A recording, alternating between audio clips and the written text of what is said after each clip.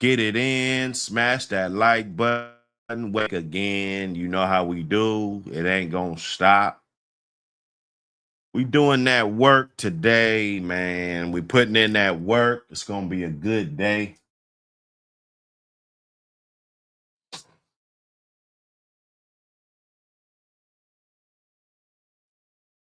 Oh, and we always smoking good. That's not gonna change. That's not gonna change no time soon. Just in case you thought it was, it ain't gonna change no time soon, man. I tell you that. Get in the building. This your favorite show. This your favorite show. This is your favorite show.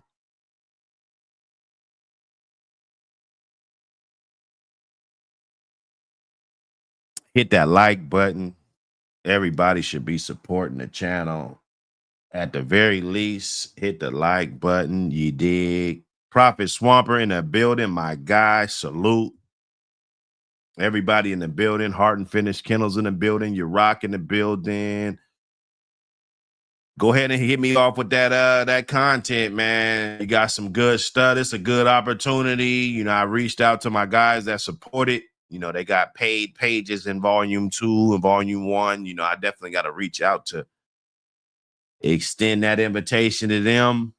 If you got a little story you want to talk about your dog a little bit more in depth, any accomplishments, anything going on, get at me. I could help you. We could work on putting together a good story, putting together some good photos. I got a few photos yesterday. They just wasn't the quality I was looking for.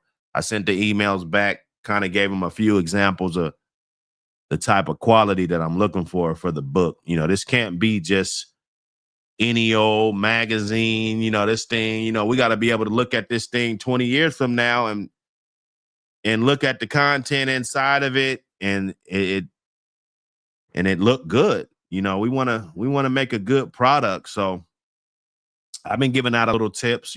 Sometimes you got to get on one knee. Sometimes, you see a good photographer, he laying on his stomach. You ever seen that before?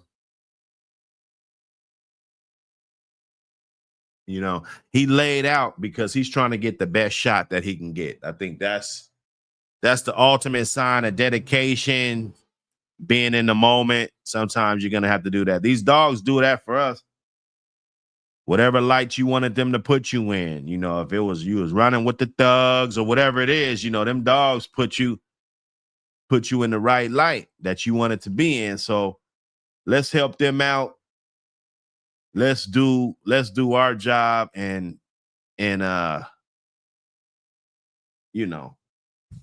go that extra mile, man. Go that extra mile for the dogs so we can get some good shots of them.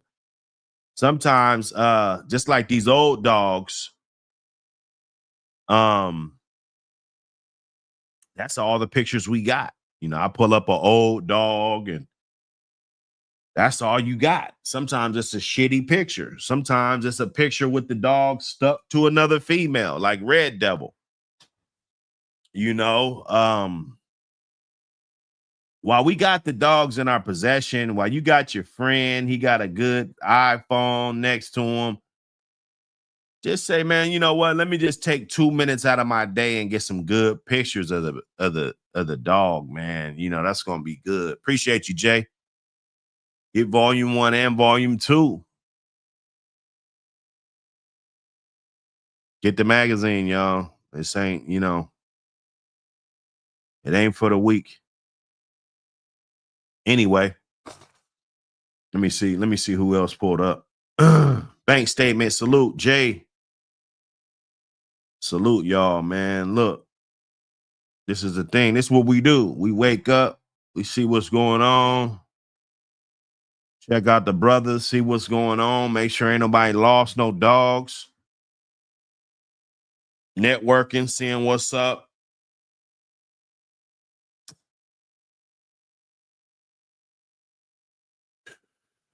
Why have social media if you're not going to social network? If you're not networking, you're not using it to its fullest potential. Why even have it?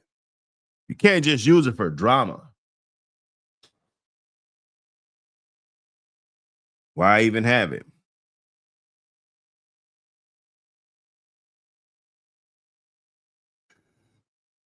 Hey, good question, Jay. I'm a star all the questions. If you guys got any questions, I'm gonna just star them. That way I can go back to them. So you guys got some good questions. We got something. I told you the first 2-3 pairs you put in there, we could break those down too. If you guys really want to get your shit broken down on a show to where you can have that content for you so you can check out your animal, see what's going on, hear a little bit about it. You got a couple pairs. I star them, for the appropriate time in the show.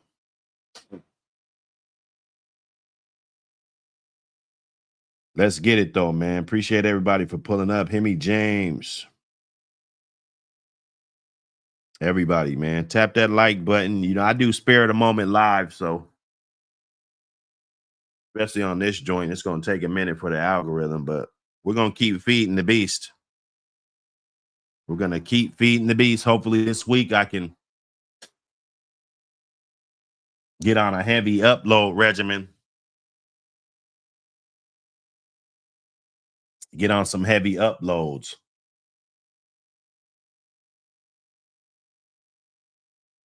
See what's going on. I got to plug this other computer in. My thing is I don't want to have both computers occupied at the same time, or one computer. My main computer, they both identical. One is 1 year older than the other.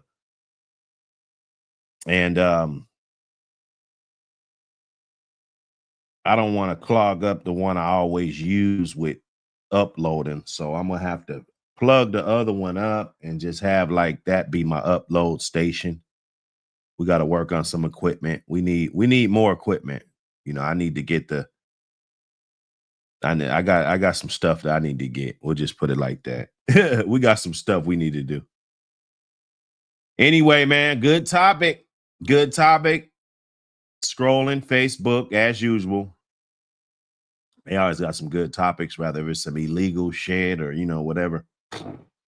It's always going to be a good topic going on over there. It's many more people. It's more people over there. You get dumb comments, good comments. You get a variety. Hey, wake and bake. Let's get it. Let's get it in. Let's get it in.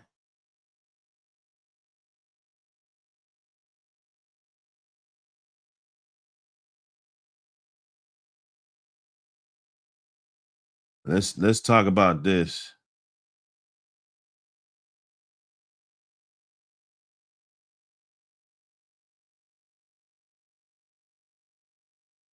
Let's talk about this real quick, y'all. While we in here. Saw this post. Some of you guys probably saw it if you guys surfing. I think it was from yesterday.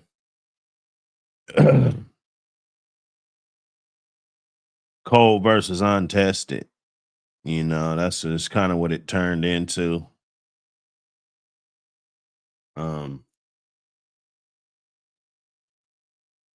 Good topic, man. A lot of good answers. A lot of, you guys could go ahead and answer. I'll let you guys weigh in so we could just, turn it into a group discussion, borderline, borderline group discussion. See what's going on.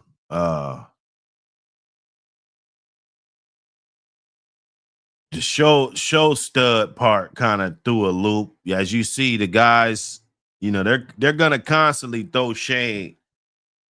If you're doing your dog, you got your dogs in the show ring, they're automatically gonna assume,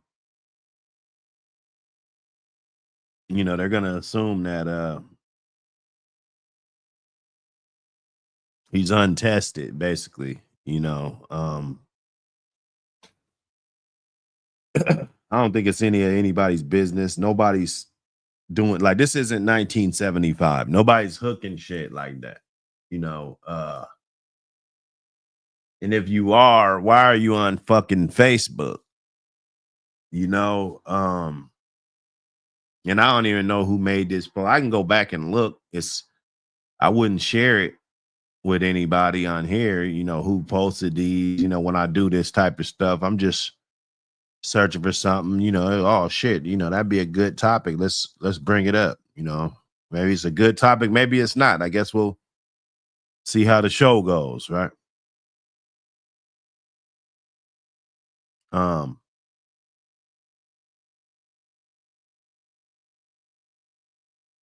you know,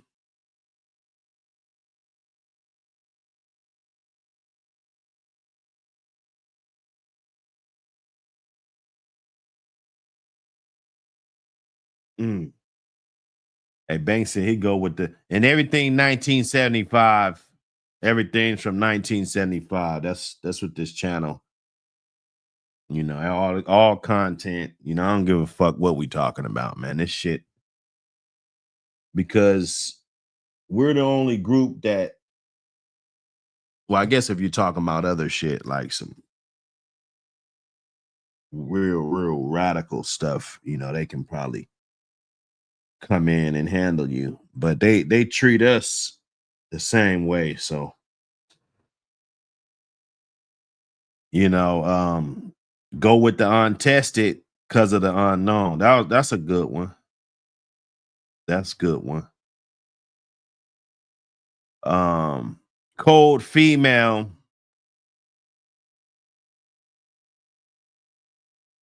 you know.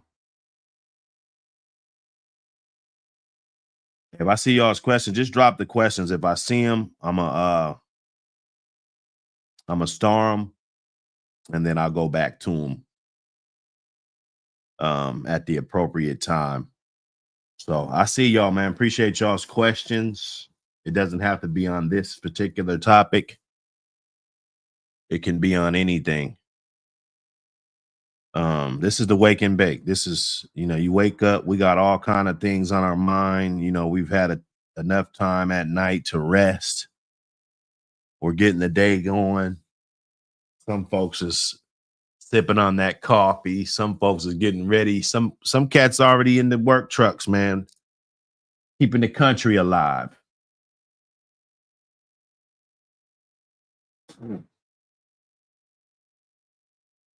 Untested show stud. You know, I can't turn this into me or into my feelings. So I'm gonna just assume that it's just an untested, you know, he's just untested. He knows the dog. He's definitely untested. Nobody's gonna do anything with him. He's a show stud. And because some people they're not even gonna hog hunt with their dog. You gotta understand that. Some people they're not gonna let them chew up no raccoon. They're not gonna let them do none of that. Okay. They're not even gonna have two dogs to where the dogs can possibly get in the yard accident and find out what the dog is, or you know, find out a little bit of what the dog is, you know, just a small little peek, right? So some of the dogs you might not ever find out what it is, even if your intentions are to look at the motherfucker. You know, 1975, you know, um, everybody didn't get looked at. You know, I mean, you know what I'm saying? Sometimes you just couldn't get around to it. The dog man, his work schedule changes, this and that. You know, pretty soon he's got a 4-year-old dog that he's never looked at. Okay. And then you got the cold female. This is I don't, it's kind of giving me those vibes where this is the case more than not. It's giving me the vibe that with this economy, with these guys selling these puppies, we got to talk about all the big guys selling puppies and stuff. You know, for people to even come up with this kind of stuff, it means to me that like over the last 5 years, whoever's been out here pumping these pups out here, you're the ones that I mean, you guys got more tickets. If you every pup you sell is a ticket into a raffle, you know, your dog, you're getting picked a lot. You got a lot of raffle tickets. Some people got so many raffle tickets to where, you know, their name will get picked every time. So they got to be talking about an experience that they're having, and it lets me think that bad traits are being bred across the board, and people are experiencing a high amount of cold dogs, right? Even cold ass litters. You know, I saw some Mayday shit, you know, puppies 4 or 5 months old in the cage together, you know, and then Kraken got a litter. They're barely 7 weeks old, and you know, they're tearing each other's heads off. You know, we gotta get bodies up out of the kennel, you know. So it's letting me know that there's a lot of, and I would love to be able to have my dogs in a cage in a kennel for 5 months, you know, 5, 6 dogs in a kennel. This was a small ass kennel too. This wasn't like no big ass 10 by 10, even though 10 by 10 is not big enough. It's not nearly big enough for that. For what, you know, for what these pups got on their mind, a 10 by 10 ain't enough. Okay. So across the board, there's a lot of cold ass dogs being bred, and they're producing more cold ass dogs. There's always somebody that says, "Oh, but there was a cold bitch. She did this. She did that." Bro, so you gonna base your whole program off of that? You gonna base your whole program off of that, homie? Okay. And that's great, you know, with the APBT community, and you know what I'm saying, everything. It's always gonna be the guys at the top, the guys in the magazines, you know, but we finding out that there was other guys that were just as good as these guys, or better than the guys that we see in the magazines, right? There was always guys better and it's just as good or better, right? But because they're in the magazine, we automatically think that there's somebody. I mean, and then maybe they are somebody, but we make them out to be a little bit bigger than they probably even wanted to be, right? Sometimes, some, not all, right? I'm sure there's a lot of worthy dog men. Okay.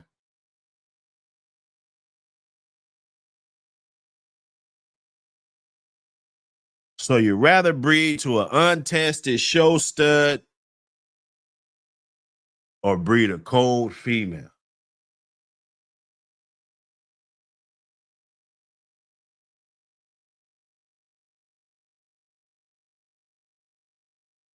Hmm. How them motherfuckers bred, huh?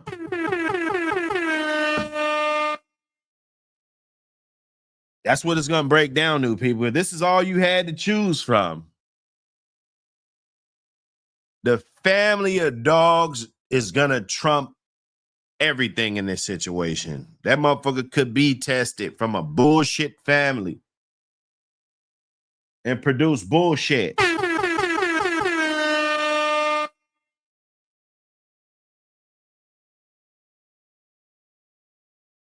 You know, I'm just saying, don't shoot the messenger. Don't shoot the messenger. Hit the like button.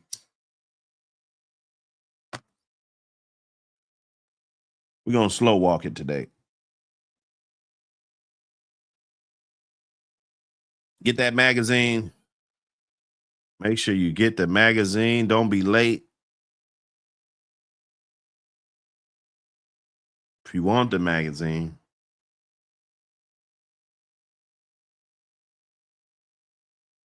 If you want a magazine, I should say.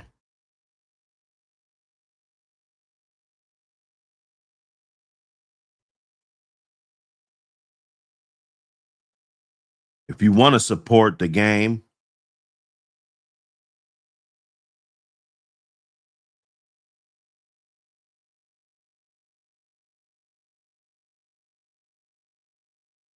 he said, "What's the job?" Hey, that's a great question, Quick FC. And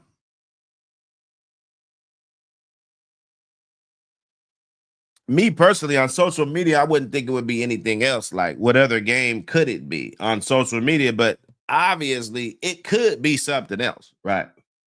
Because we got dudes that want to live vicariously through the dogs.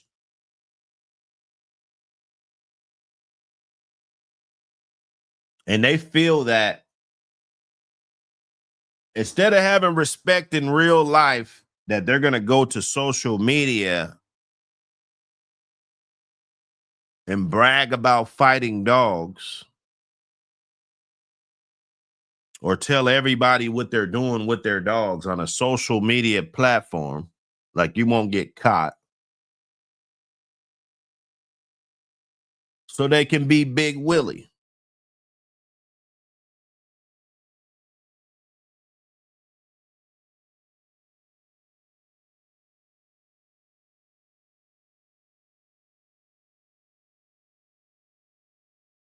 Okay. He said a cold dog is a retarded trait. The ones we hear about are usually well-bred females. Um,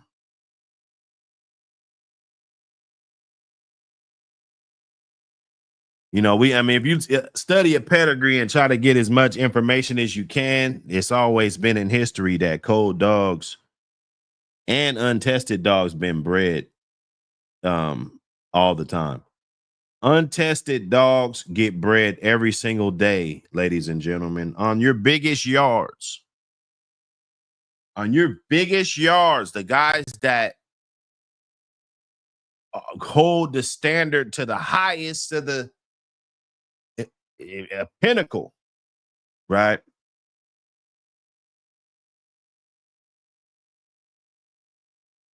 9 out of 10 of their dogs are untested. And if they were tested, they were not tested much. Okay. This is a business. It turned into a shit show. I'm gonna tell you, the APBT, the dogs got better, but the accessibility for somebody to get 2 dogs that are cold and untested and whatever, and then you're just breeding down off of that, and people, not only people doing that, because people been doing that. You had dudes back in the 70s that didn't roll dogs. They just kept them as fucking yard ornaments. Okay.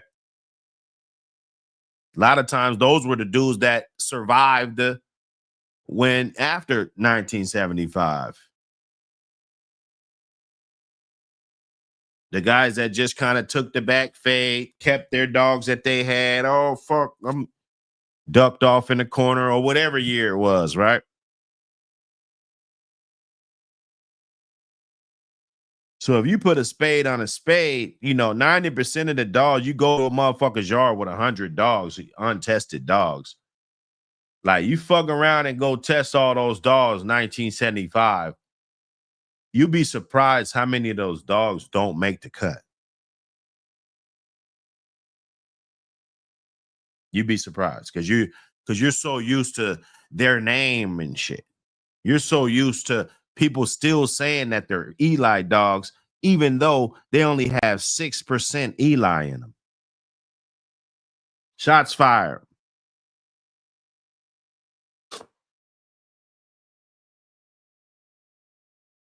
You know, it's a lot of untested dogs getting bred today.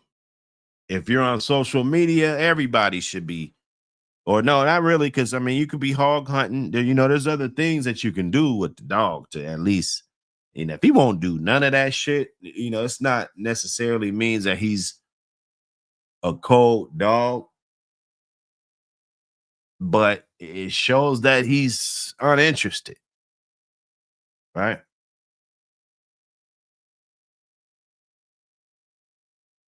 Yeah, Borderland, shots fired. It's a grift. It's a grift. And yeah, you could get those type of influence dogs, and then yeah, they influence these dogs, and then you get there, you stack them, and you're looking for the traits and shit, everybody, all six motherfuckers that had that shit, they all looking for the same shit, and then we get here 2025, we still talking about those dogs. That's how it happens. I get a dog. Fuck it. I'm about to get an Eli dog. Fuck it. I'm gonna name him Eli. He's only gonna have fucking 9%. Right? So what's happening? It don't matter because you want to breed to him. Why? Because he's an Eli dog, right? Exactly. Exactly, bruh. And that's what it is. A smart kennel, yeah. If he was a good stud or whatever, boom, he got a daughter. He got a son. He's crossing that shit up. Oh, now it's tight that.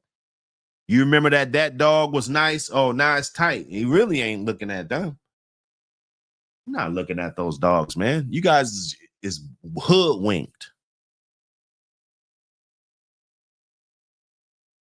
And I'm just talking about the average Joe, the average big time kennel. You big time, you can't do that shit. Let's be real. So this type of shit is just for social media kicks. That's crazy. Nah, we can break it down, man. Borderland. Go get that shit. I think there's one pedigree in there so far. I got room for one more ped. Drop that shit right now. We'll look at that motherfucker first while we on the subject, because it's all grift. Guy got 150 dogs on his yard. He's the big time kennel. And motherfuckers will make a statement like this, like they shit didn't come off of untested shit. You crazy.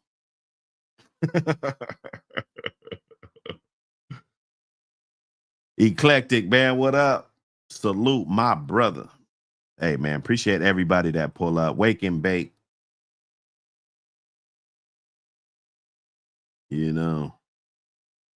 Wake and bake. Get the magazine.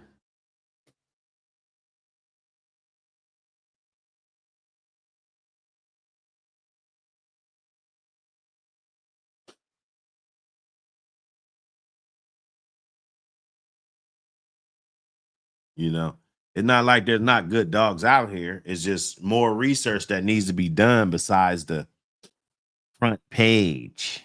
You got to do a little bit more research when it comes to these animals. And you had to. Back then, you had to. So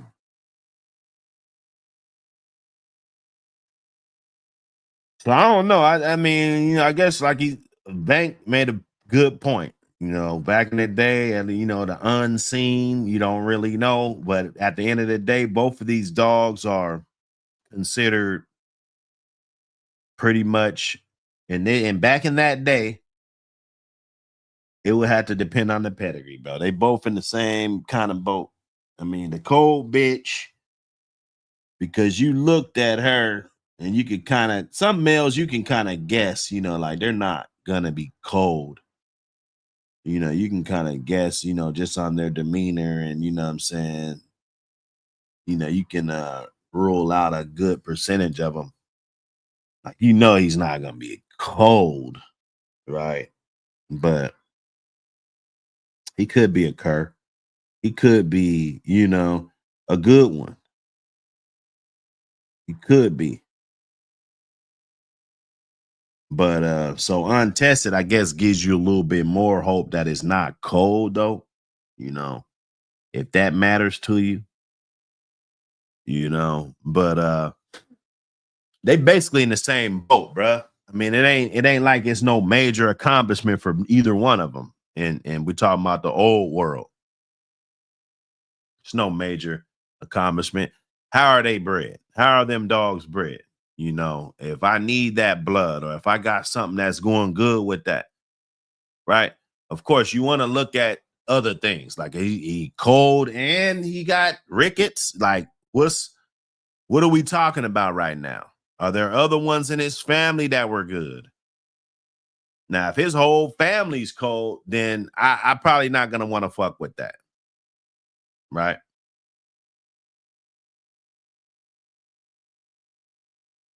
You know, that's why I like those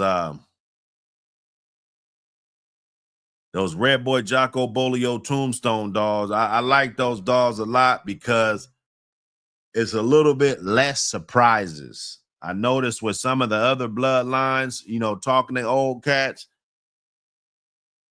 it would always be one that they grew up that they thought was gonna be the shit, turn out cold.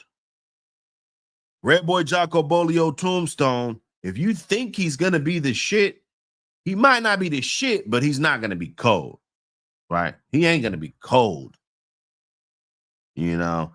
And of course, you get more consistency as you go on with the lines because you'll start to find out that all that shit ain't good. You're like, damn, it might be some of the best bred ones on that line. It's not hitting on shit. It's gonna give you a predominant amount of cold dogs because they throwing what they are. Skittish dogs. I see the skittish dog trait popping up too much. You got these bitches, like we talking about cold female. Everybody want to give her a break because she was in the back, nobody, you know what I'm saying? They just breeding her and shit. She get a break.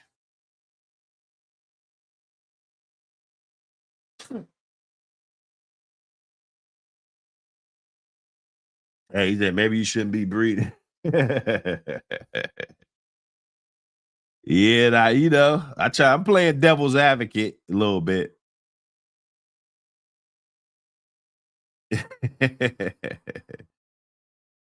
Yeah, man. I'm telling you, bro. I'm telling you. Um, Let me see. Jay got a good question. I pinned this one or I started. So if the dog has started off cold but becomes hot later on, what will you do then? Starts off cold, probably needed more time. That's the only thing I could think of if I had to research, right? It's like this one, for whatever reason, just wasn't ready. Some of them take years to come on. I'm not saying wait years. Some people don't have time or they didn't have time. They got other ones coming up. They got other litters that they got to separate at 5, 6 weeks old. The bloodline that I'm talking about, those are not going to be cold dogs. They're not, unless something traumatic happened to them or neurological something happened to the dog. Like the ones that you're having to take out of the bloodlines that I fuck with or that I'm used to over the years, sharpening them up. The ones that you have to separate at 7 weeks, that dog is not going to be cold, bro. And we know that 5 weeks doesn't mean anything. 7 weeks doesn't mean anything. But if you know your dogs, if you know your bloodline, and you're not just grabbing some shit, slapping it together, selling it to people, right? You actually know these dogs. You know 2 or 3 generations behind you. So that could tell you what the generation is going to come ahead of you. Not to mention you've bred these dogs before. I don't want shit off of a bitch that never had no fucking puppies. It happens. Sometimes you got to do it. Sometimes it's your bitch that she never had no puppies. But if I'm out looking for dogs, whether the bitch is cold or not, she better had some type of puppies so I can see with my own eyes what type of dogs she's throwing at the very bare minimum. At the very bare minimum. Okay. And this is just me. It's wake and bake, you know. I got three-quarters of a stick still lit. It's lit now. We just chopping it up. So what will you do then? Started off cold. You obviously kept the dog for some reason. So there was some reason why you kept him or her.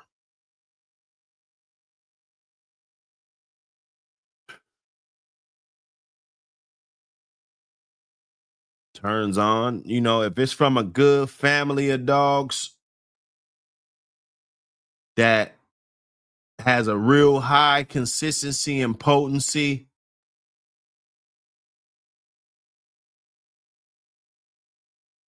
I would let a couple people breed to him. Let's say it's a male, right? I would let a couple people breed to him because I want to see, because I don't want no 4-year-old starting up shit that take 4 years old. I could get 2 years old. It's like, bro, we're pushing it. And most bloodlines or some bloodlines won't be as good until they about 3.5. They won't be to their potential, but they're still on. I don't believe in I don't care what it is, I don't want to have 5 fucking grown ass dogs running around and nobody checking nothing. Like that's just crazy. Like why did I even keep these motherfuckers contained so long? It's an eyesore. We get in trouble for the way we contain our dogs, if you didn't know. Right. So at the end of all that, we're gonna just let our dogs loose and they're just cool to be frolicking around all the time with each other with no static. That's looking like bad traits to me if we're talking about the American Pit Bull Terrier standard. I'm not talking about you just got 2 dogs that you kind of know, you keep your eye on them and you just letting them go in the backyard. And as long as ain't no food around or something, they pretty much get along. But even then, there might be one day to where it's gonna spark off. One's gonna bump the other one too much, or he's gonna be feeling himself. It's gonna be a female in heat. It's gonna be something,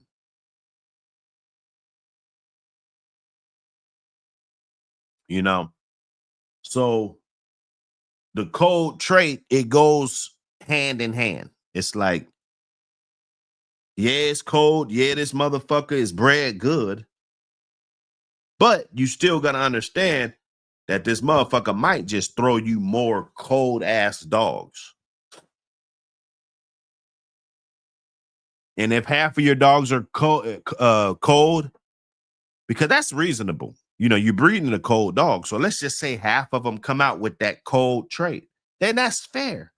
That is not a bloodline that you want to continue with. You don't want half of your dogs coming out cold.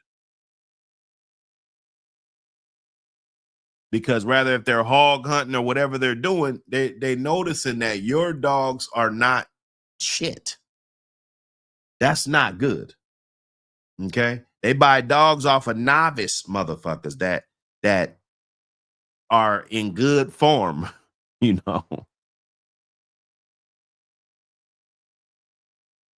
So if there was a bitch, she was cold, maybe from a good family, I would let somebody breed to the stud, or you can breed or whatever. Or in Jay's case, if he turned on later on, let people breed to him. You don't want the trait to where the dog is taking 3 or 4 years just to click on, just to turn on. You're looking at hogs, whatever you're doing, because that bloodline is not going to get the chance like other dogs. Most people they're checking them hogs. They want to know if your dog by a year old, 18 months, they're wanting to see something out this motherfucker. So if your dogs don't even click on till 3 years old and 4 years old, that dog's probably not going to get the fair shake in a real setting. He's probably not, you know. But yeah, that's my answer, Jay. I would let's let a few people breed to him, and then I just see how the puppies come out. And if they did a breeding that, let's say they took it, let's say it's some Carver shit, and maybe they took it to some Macho Buck shit, I'd be like, okay, that was nice. If those came out, if I was gonna breed them, I would probably go in that same direction. Even though you're gonna get different results, I at least have a little bit of proof that that particular dog worked good with that family of dogs. If I'm trying to make good dogs, I'm not just gonna go off of the muscle and just fucking go random with it, because then you're stuck all the way at square one. That shit might not work. That shit, it's a lot of if, ands, and buts. So I'm gonna just kind of lean toward the logic.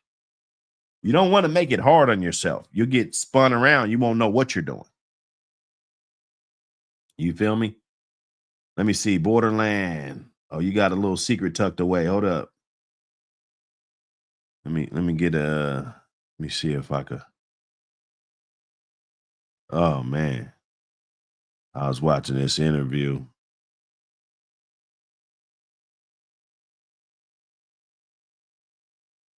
Let me see.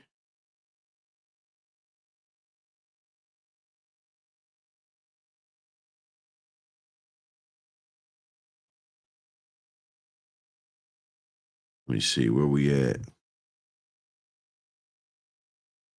392.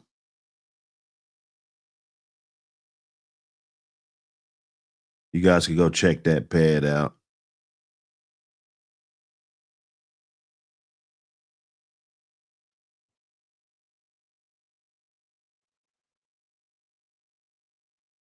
Oh, okay.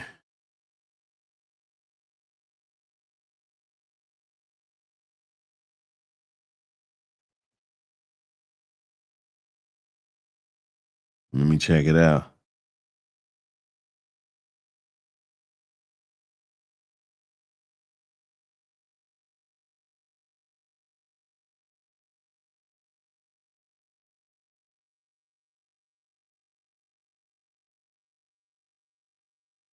Get it in, y'all. Hey, hit the like button. You know how we do. Is this the one, or you want to do the one that you put together? Because it sent me to the offspring list, and there was one put together with her. You want me to pull that up or this? I don't know. Salute everybody, man. DGK in the building. Salute. Vito.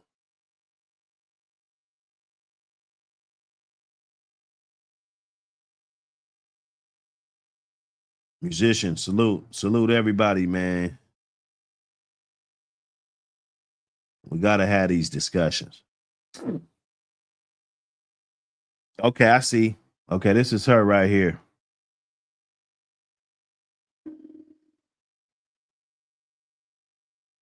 Okay. Oh, ooh. Okay, so Penalero, they've been in there. Hold up.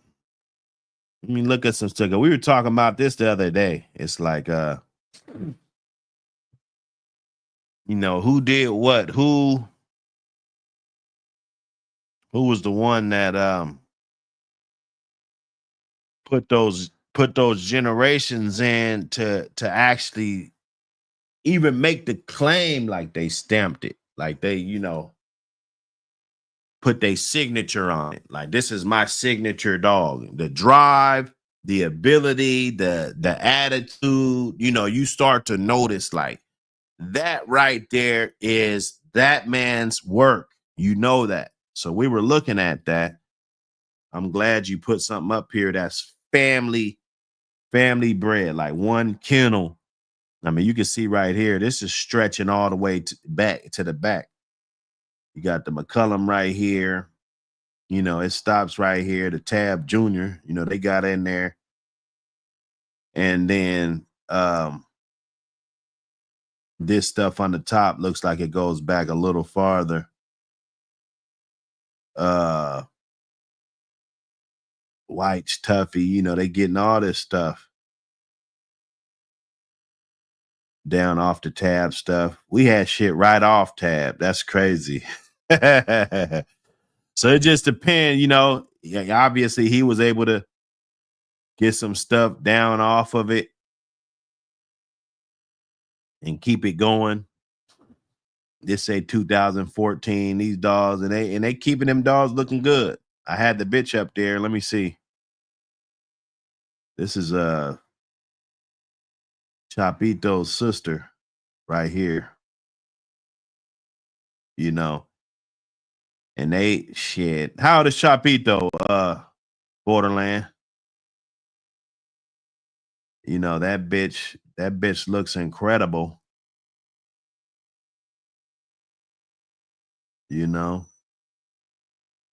So they're definitely keeping the standard. They're going to the dog shows all the time. So it's not, these guys don't have rickets. They don't. I'm sorry. If you're looking for rickets, you're going to have to go somewhere else, buddy. These guys don't have rickets. Their dogs are in perfect conformation. Judge's choice confirmation type of dog. Right? And bulldogs. They got a great attitude.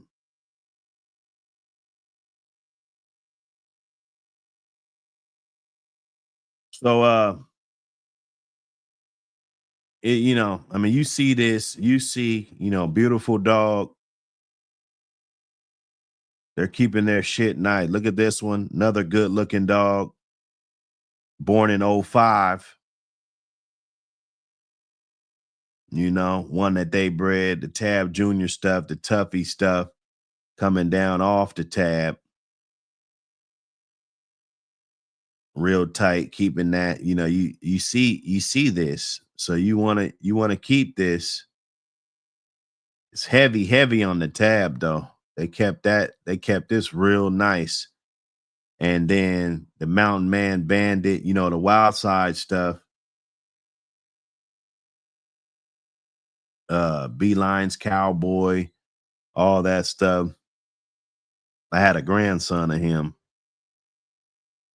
of Cowboy. So now I know this blood, man. I know this blood well. This was when we was getting these dogs in the 90s, like literally in the 90s. I remember Cowboy. I remember this dog. Let me see. It actually, I put the thing on here.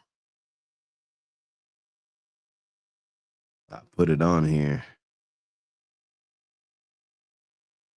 His name was Dozer. Off of this dog. And we were able to keep that blood around, but it's good to see, because when you're creating your line and then you're making your stamp, this is important. I kind of think these guys did that. We're gonna look into it. Yeah, they got way too many offspring on here. There you go. There you go. Northwest Bulldog and Dozer. This was Dozer right here, right off of Beeline Cowboy. Got the same, the Mountain Man Bandit, Renegade, the Bandit, Even got a little niggerino in there at the bottom. You know, that was bred really good breeding right here. And I was able to so I got this one off of here, this 98122. This was a good ass dog. This was a good ass dog. You can see it's say 09 on there. So you know, we creeping. These dogs, you know, it's a long time ago. You know, with this dog, he was actually bigger than this weight. You know, he was a big ass dog. And you know, I was able to cross him into some of the rat lift stuff that we had. Let me see. New York, Little Cowboy. This is so this is B1. That's Little Cowboy. So I did that one right there. That was my Northwest Bulldog and Bad Eye bitch with the all the buck. You know, she was just crazy.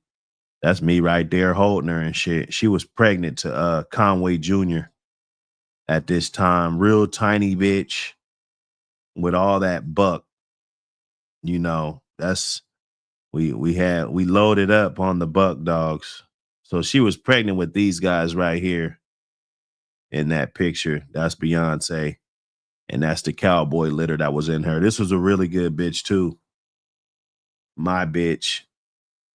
You know what I'm saying? Because it's good to know that people got these dogs, but then you see it in the back of the ped. And if you know the dogs, it doesn't matter what you get on here and talk about. You know, I don't want you to. Your knowledge is your knowledge. What you know about these dogs. Let me see. Dale and them guys had this one. I think they bred it back to they did a double bred back to it, but they had him. Cowboy was the best one out the litter. The one I had, you know, he turned out to be the best one. Let me see, because these guys might got some shit tucked away. Hold up. Yellow boy. So they got that. I wonder if they've been keeping it going. Okay, so they've been keeping this shit going. You know, this is they've been keeping this shit going, man. Look, I swear to you, I ain't never seen this. They've been keeping it going, boy. You see that back there, man. Come on, man. Let's not do that. Let me see the oh shit. They've been keeping it going. Ooh, that boy's way back there. Dozer's way back there. Let me see. Oh shit. They pushing him up off the board now. He up off the board. Crossing it with all kind of shit. You know what I'm saying? That's what I'm talking about, man. It ain't about running your mouth. It's before the internet. You know, all this shit. It wasn't no internet. I wasn't on there. Not like that. It wasn't, you know, we wasn't talking dogs and shit. Everybody got a channel and shit. Blues Clues. Oh yeah, that one, that pup. Them are some good looking pups, man. Eclectic. Some good looking pups, man. I will say. It matters. The way you keep them, it matters. You let them get their immune system up, let them get ahead of everything. Don't just put them out in these parasite infested areas to where you know that they're not going to do good. Got to keep them sheltered to let them build up that immune system, let them build up that shell. And then, you know, I mean, you want to keep it clean as possible, but you know, you can expose them to different stuff. You don't want to do that too early, or you'll end up not having a dog. So we was still, you know, I said I had it. Motherfuckers think I'm bluffing. I'll always go pull it up. That's what I'll do. you know. But the Cocaine Cowboy with the Beyonce, I missed that shit. My uncle, this is the one that I lost when I got locked up. My brother had some of this shit, but me and him, we never see eye to eye, man. I won't, because this was his. This Batman was his. And I gave him Batman, and then I had New York, and I wanted to keep that shit around. So there was Cocaine Cowboy, and I had one named Yorkie. I gave it to another guy that, I mean, they were bitches. You know, that shit was years ago, man. This shit was so long ago. These dogs, they're not alive. They're not alive. But my brother does have something off of this. If I wouldn't have got locked up, well, I can't blame that, because I should have did this years and years and years ago. You know, this was a good ass dog right here, bred down off of some of the old shit. Well, this is from my second yard. This isn't my first yard, but this is off of my second yard.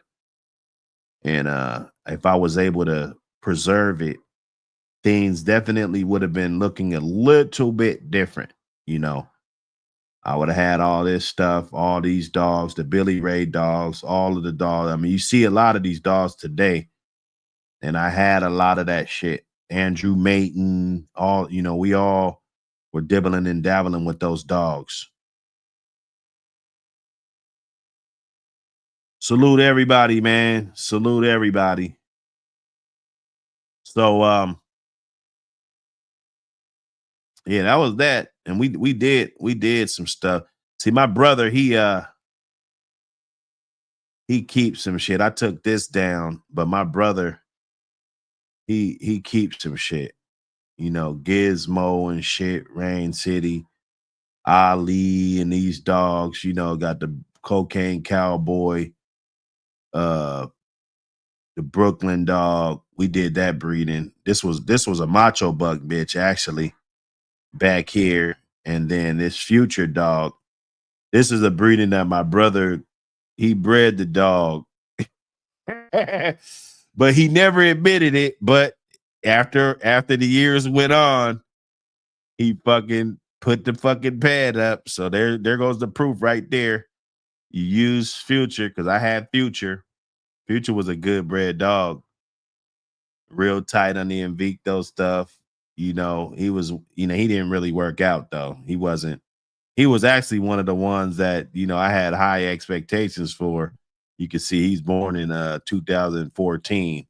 So this, you know, he would be old as shit today anyway. But he wasn't one of the ones that was the specimen that, you know, but my brother had already bred to him, and you know, so I really wasn't really respecting the shit that he was putting together. But I will say that he did put together some nice stuff. So he still has that, but we don't see eye to eye.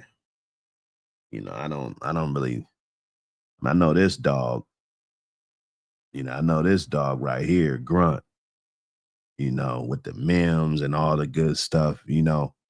But a lot of this stuff, I'm really not all the way on. Or I wasn't on. I'm looking at it now. It don't look bad.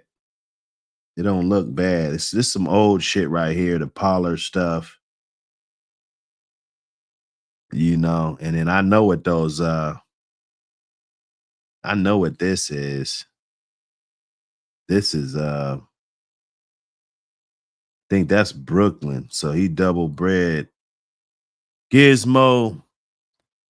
I forgot who he took here. I gotta ask him that. I really gotta ask him. But I know how Brooklyn was bred, because I bred Brooklyn. I bred Brooklyn, and he did this breeding. He did this breeding without my permission. You know, that's my bro, though. You know, it is what it is. Bros, man, you know, that's my bro. Right or wrong, you know, we laugh about the shit to this day. You know, I laugh. I be like, man, yeah, because I know because he had a male over there. That motherfucker was too young. He ain't breeding that dog. So he said that he took it somewhere, and then bam, there we go. There you go. That's where you took it. But let me get back out this rabbit hole. You know, we like to go in rabbit holes. You know, we hunting. So we down rabbit holes. That stuff's looking good. The Pinalero did a good job of getting this tab blood, I must say.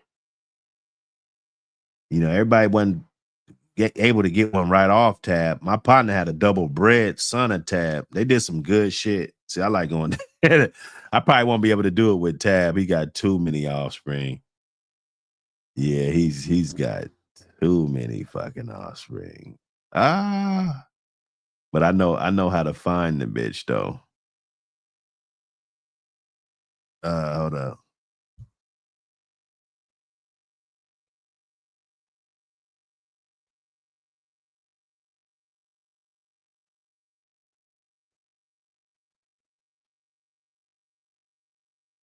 Let me see. Let me get on Google.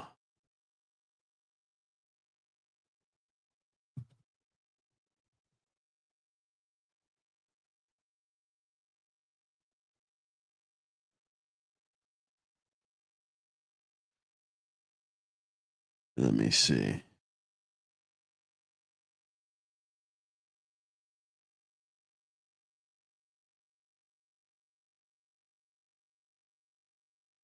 Blackface. So Lady Shark, that's who the bitch was off.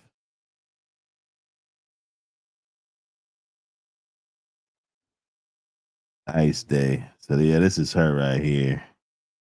We had her. She's right off Mayday. The Mayday Stone City shit. Lady Shark. You know what I'm saying? Like, I'm telling you, bro, they've been breeding dogs. They've been putting these dogs together, bro. You know, we had this shit right here. This was probably like the year 2000 or something, bro. Crazy, way back. And they took it. Okay, so they didn't it must be another breeding. It's got to be another breeding. I remember Murphy. These dogs, these are good ass dogs. These are good dogs. I remember Murphy, you know, he was able to breed to some dogs, the deadlift dogs and stuff. You know, these were good dogs. Those were good ass dogs. But the Lady Shark, let me see. It's got to be a sibling.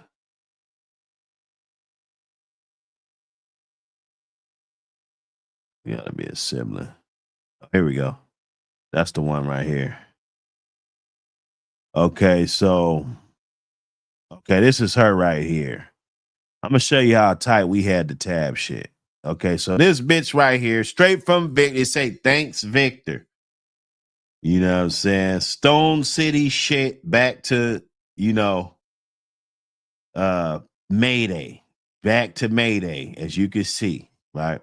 Okay, so this bitch right here, we own this male right here. His name was Tab 2. Milton Mad. I told you the first guy to ever cross his dogs into the Walkmart dog. Well, that we can still see in the pedigrees today. I don't want to hear about shit that we can he crossed this, but we can't see it today. Milton Mad Kennel. This was Bud. He was the first person to cross his dogs into Walkamar's yard. He took a Mims bitch and he did this breeding. He took a daughter of Tab back to Tab. We had one right off of this dog, and we had one off of Little John to some Tab shit. But we took this dog back to, we bred him a few times, but we took him back to that bitch. And these right here were nice as shit. I think I had one named JJ. No, okay, so they had the one named Tommy. They had the one named Tommy. Now, matter of fact, I gave my partner Tommy. I gave my partner Tommy. Tommy was mine. I didn't like the tab dog. My partner, R.I.P. T. Lee, he owned this tab dog. I didn't like his ass. You feel me? So I gave this dog to my partner, and this turned out to be a good ass dog, you know. And we talk about it to this day. We like, man, we could have had this shit. We could have, you know what I'm saying, did this and did that. That shit crazy though. I had to flex. I had to flex. And then there's other dogs, man. There's other dogs, but those are the good ones that we were ever do. Okay, so that butter dog. I remember my dude had that butter dog. This bitch. She got the deadlift with the Miss Seattle. This bitch was stolen, and I know my partner's gonna see this. Walkamaw stole this dog from my fucking partner. And he watches the show. He watches the show. He calls me all the time. He watches the show. He gonna see this. He knows the story. They stole this bitch from him. Yeah, you stole it. See, shit that happens 25 years ago, 30 years ago and shit. Because this bitch was born 20 years ago. So we talking about 30 years right here, 27 years or some crazy shit. This bitch right here, Miss Seattle. Yeah, you didn't know I was from Seattle. Yeah, we know about these dogs. This dog was stolen because she was a good ass dog. Sent her down there for a breeding. If I'm not mistaken, I think it was for a breeding. They wanted to breed her to Big John or some crazy shit or, you know, something. I can't remember. Maybe my partner, maybe he'll give me the story about that. I won't get into too much detail, but I know 100% they stole this dog from this man. You feel me? So there's a lot of secrets that people don't know. You feel me? Yeah. That part. I'm glad we went down that rabbit hole. I had to get that out there. Because if we wouldn't have went down that rabbit hole, y'all would have never knew. Yeah, Walkamaw stole Miss Seattle.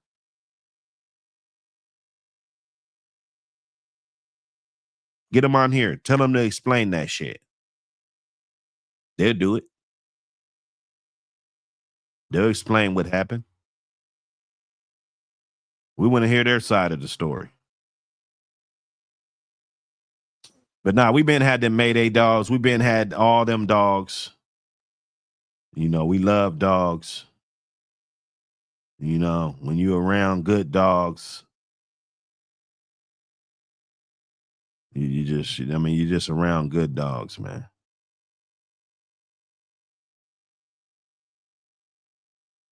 Let me get back to the Pinalero gang.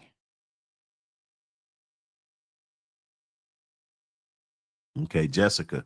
So they've been able to dig in. You know, I'm anxious to see what comes after this. What comes after this? You know, the dogs change hands. They do different things. What comes after this? Because as I'm looking, not so much on the bottom half, but this top half, they've been able to grab some genetics. You know, this would damn near be a blackout almost. You know, going back here, even though they didn't breed these dogs, well, most of these dogs, they bred this one. You know, so you're starting to creep, and then I could imagine what some of their other dogs, you know, from the couple more generations, you know, and it's a long time. You look back here, I think one of them dogs, let me see, this says 2003.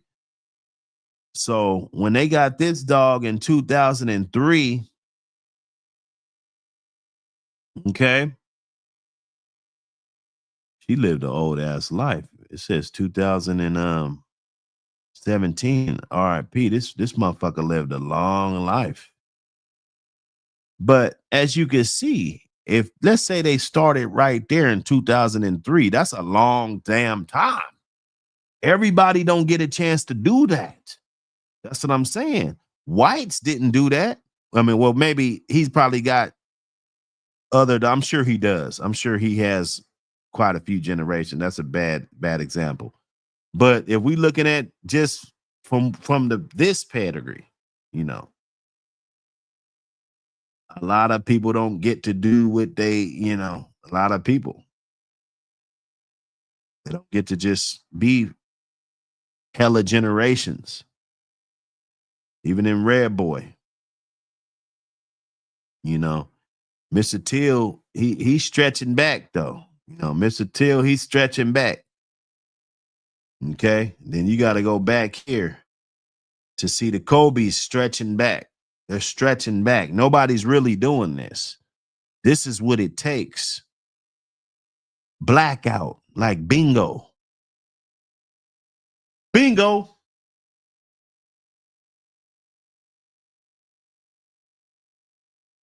It's a blackout. Good example, man. Good example. Salute Panalero. You know, salute. Smash that like button. Oh, that bell. Where that bell? What happened?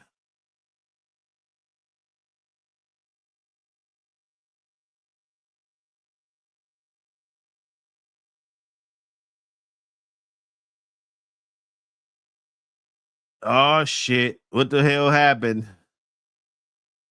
What happened? What happened today? Yes, sir. Um,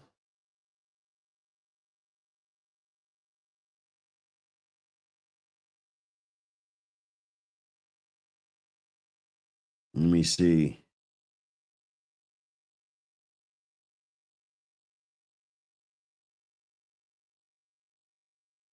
Sanguinary. Uh, he said he got a question. Was it more desirable for two males back in the day in the pit than two females dogs because I seen back in the day all I see more champion males and females. I'm gonna be honest. I think historically more males have been matched. I seen a lot of dog men don't like dealing with females. They just don't. There'll be 20 males to 5 females they match, or 17 males to 10 females, something a little closer in a ratio. But I mean, that's a good question. It is a good question. And, maybe we can cook on that one day. But I don't really have an answer. I think the males, they're more available. Females, they come in heat a lot. A male, he's pretty much available at any time. A female, that bitch might be coming in heat. A lot of people don't want to deal with it, depending on your education about the bitch and the heat cycles and hormones and funny stuff. Even at conventions or shows back in the day, they would do the females second because they didn't want those females throwing off the chemistry of the other, just throwing off their focus. Females, when they come around, they make males do weird shit. So even when you did females, you would do them last historically, right? They wouldn't do females first. They wouldn't switch it up. Maybe sometimes they did. Maybe they did. But for the most part, they didn't. So no, I hear you, brother. He said, "Hey Buck, I got a topic. I think we can talk about unknown versus known. We can talk about How something unknown is not good. No, but okay. Unknown is not good. I mean, because yeah, you can have a lot of traits that you don't want, but so can that cold dog. If we still on that topic, I don't know if we are with this here, but if we're still on that, um, you would have to put it in, put it into consideration. That I mean, that cold dog, you don't know shit either as far as the traits that it's gonna give you. My thing is if you're like that, and if I'm that deep in the game like that, then I just want it to be off a good family just to set that benchmark at least, like this dog's from a good family. I'ma still call, and make sure that the offspring are what they're supposed to be. It's not just over once you breed the dog and then all of a sudden, we looking through pads and then you got that in your sauce. Because you can cull it out of the program. You don't have to let any go. Now you let any go, then yeah, they're gonna see your name in the pedigree, and then it's gonna be attached to something that you might not want it to be attached to. So you gotta watch what you breed. Just try to do the best breedings you can. I think that's a it's a little easier said than done, but I mean, you won't have to second guess your program at that point, you know. So no unknown, yeah, no, definitely I'd rather know. But if I seen, let's say I seen one that was, let's say he was a five, but and everybody knew it. Right. Everybody knew he was a five all the way around. Whatever we talking about, he was a five. And in my mind, I might want you to be like 6 or 8. I might want like a 6 or 8. I ain't really got no room for a whole bunch of fives. You know what I'm saying? So there might be one that's just bred way better. And maybe I don't know too much about him, but the family of dogs that he comes from is more what I'm after. It's like, wait a minute, I gotta get that. I want to try that rather than go get this average motherfucker. So that's a hard one, Jay. That's a hard one. I could always make a scenario that would fit in my situation. I'm a breeder, so I look at dogs differently. I look at what they're producing. I look at different things that everybody's probably not going to look after. And if they don't have those things or if they're not checking those boxes, it really doesn't matter how good they are to me, because I'm more worried about how that's going to fit into my program because I'm not really focused on other people's program like that. It's none of my concern, you know. But when I'm cooking, I should say. Now, when we podcasting, yeah, we got to talk about everything. This is a podcast. But when I'm in the kitchen cooking, I'm not worried about what this guy's doing or what that guy's doing. So, you got to know what you know and unknown versus known, that's if I'm taking the dog that's bred better because I don't need no average shit, you know. Uh I mean, if there are two only opinions, that means you have a male and a female. Why not breed them to each other?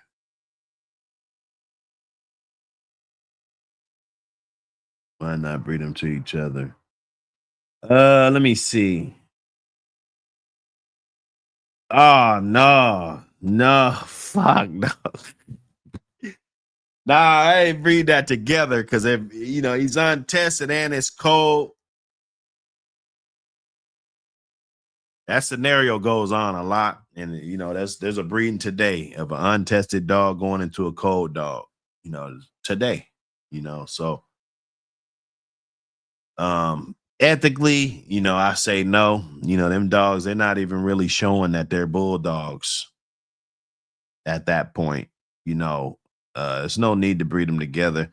I would try to maybe level up and change the pedigree a little bit and maybe breed it to something that, has got a little bit of something on it, a little bit of sauce on it, some um,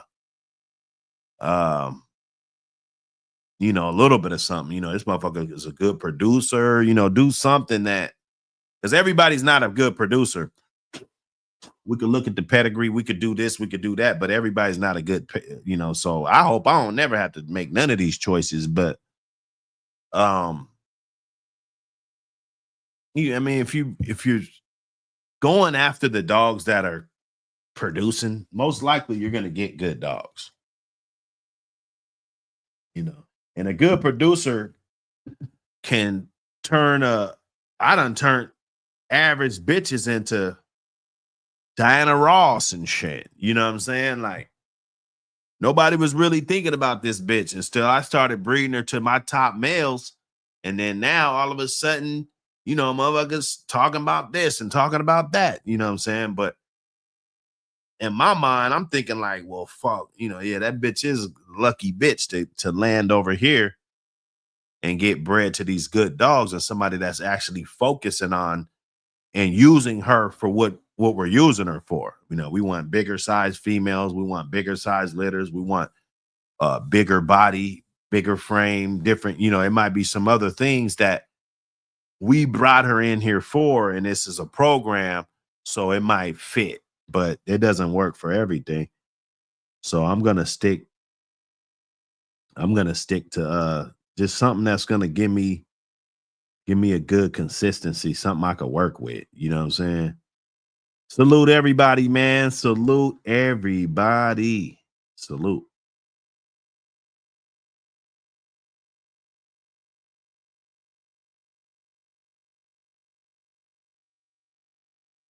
Um, the Boomer Dogs just added the Red Boy Jocko dogs. Like if we had Red Boy Jocko awards today, I would say that they're leading the pack because of what they've been able to produce of good dogs. They've been having good dogs.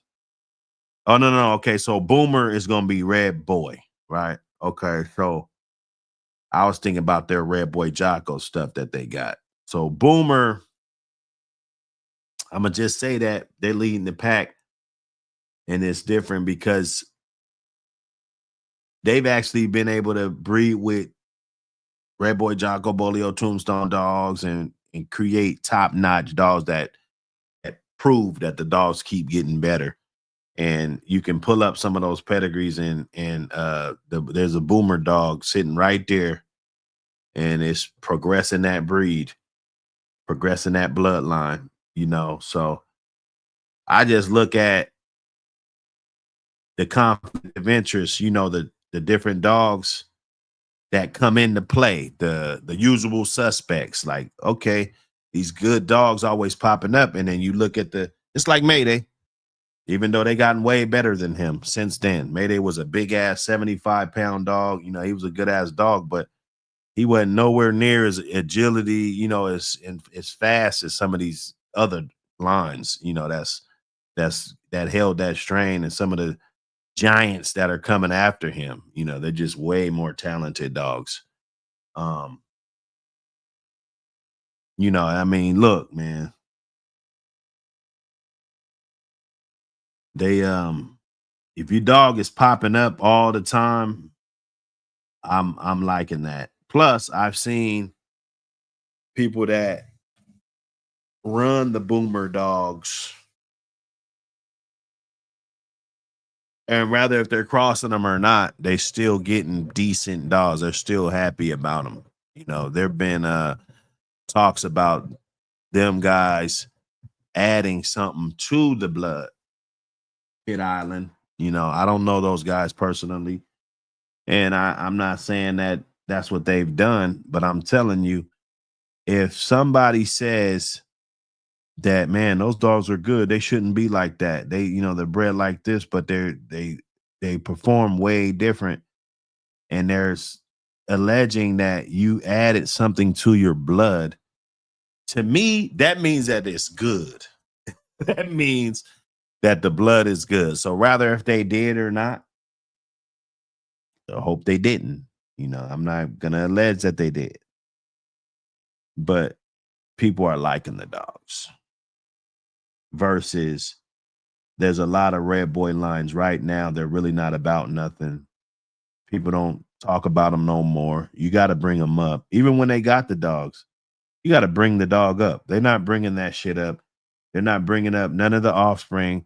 They're not bringing up nothing because they're just average dogs. And when you breed average dog, I don't care how it's bred, you're going to get more average dogs. Period. You know?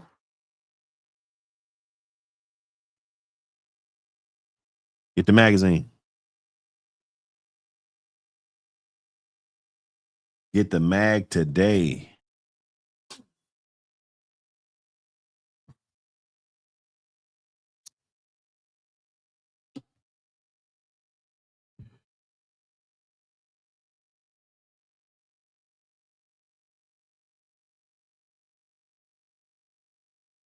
Get the mag today, y'all. Support the team. Get the mag. We got more stuff coming up. I told you, we keeping every dollar. Every dollar. We building that to build something else. It's got to be something else popping off. Told you, I'm trying to get those weed trays.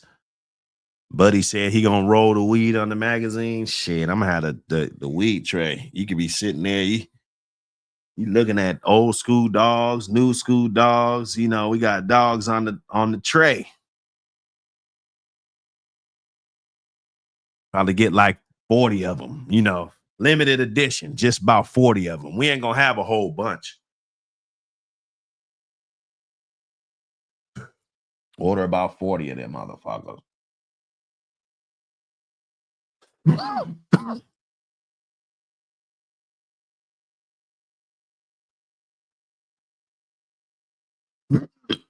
I need one. I be just rolling on my desk. I need one. I made it. Why you make this? Well, they was hating, but I really needed it.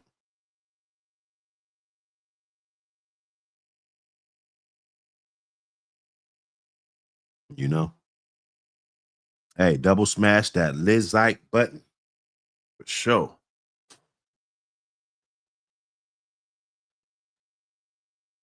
We're gonna get it up. We're gonna get it up. I'm gonna keep working it. Sometimes you just don't want to do it, don't want to, but I'm gonna keep working it. This channel, I'm gonna keep working. I ain't even really got started yet. I'm just, you know, ain't got started yet.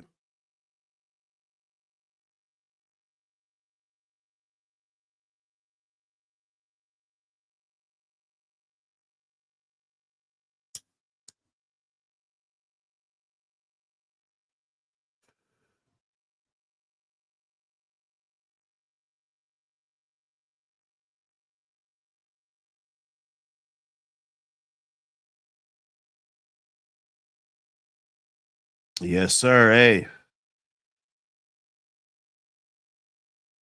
we gotta get it.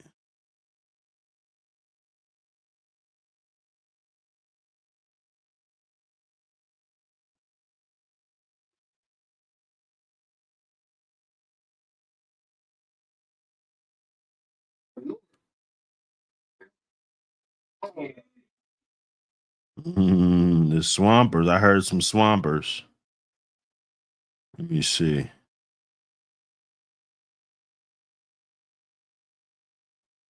Let me get some of this up here because I actually was checking this out the other day. Salute everybody. I'm pretty sure. I'm pretty sure somebody, with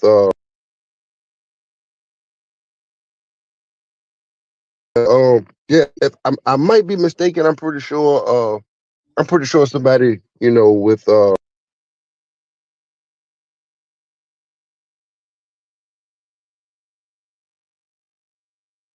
Yeah, if I might be mistaken. I'm pretty sure. I'm pretty sure somebody. Let me see what the fuck happened. Yeah, if I might be mistaken. I'm pretty sure. It's doing some weird shit. It's doing some weirdo.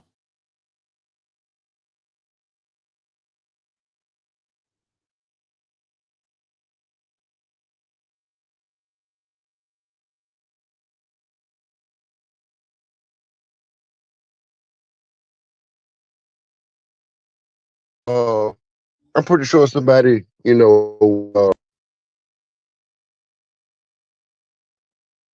I got it. That might have been a bad clip. It might have been a bad clip.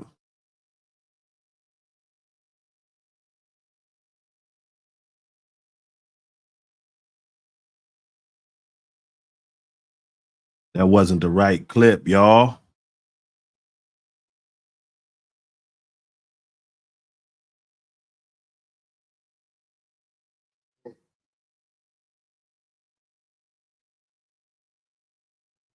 Let me see.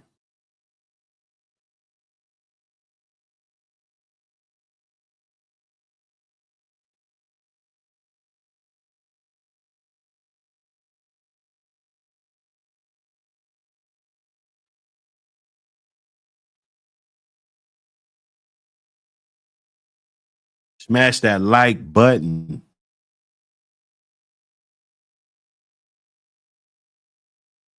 Smash the likes.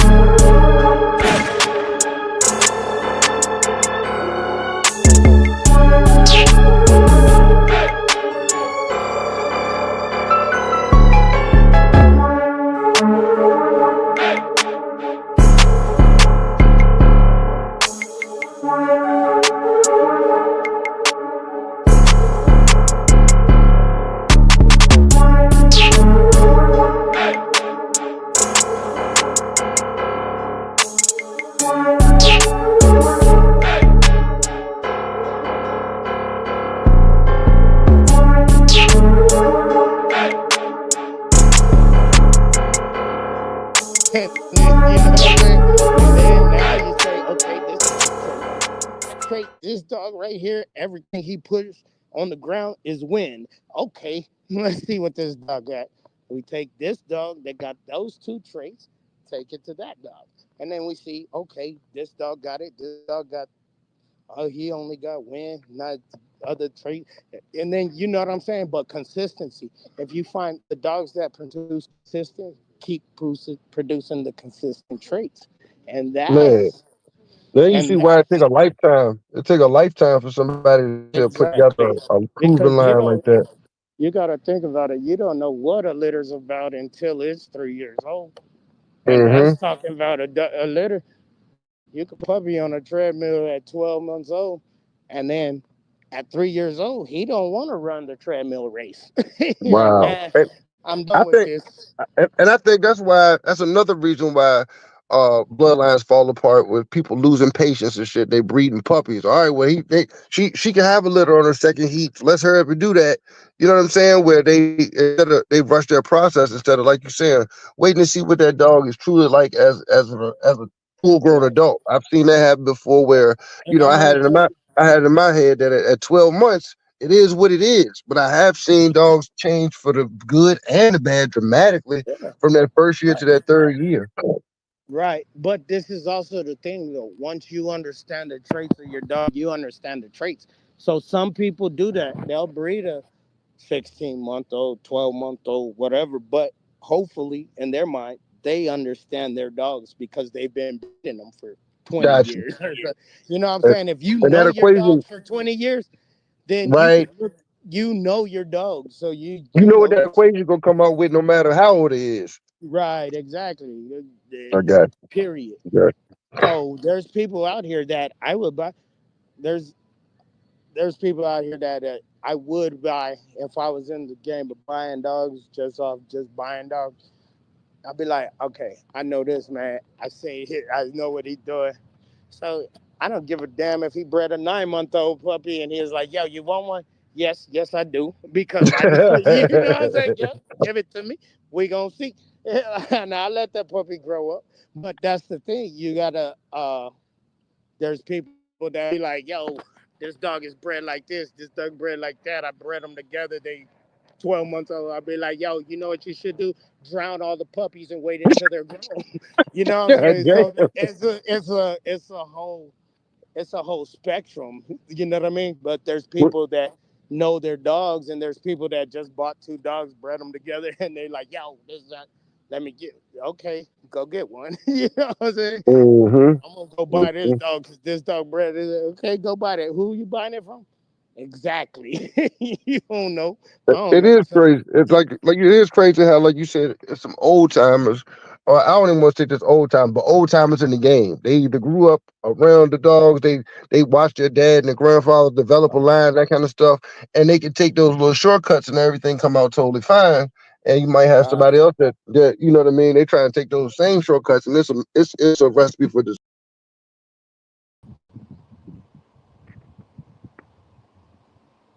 Ty Green, what up, man? What's going on, man? Oh man, salute to you. Salute to you. What is going on? Look who we got in the building. See, you guys gotta come check us out. You never know when we got a special guest, man. What's going I'm gonna on show with you it? the puppy. Nothing much, man. Just out here in the yard. Uh-oh. Let's see. Let's see that pup. There she go. What's up, Ooh, girl? she got some size on her. Yeah. Yep. Ooh, hey, she look like a she look nice. She look Yeah. real nice. She's still just a pup right now, but Yeah, nah, she I looked like like she her, just man.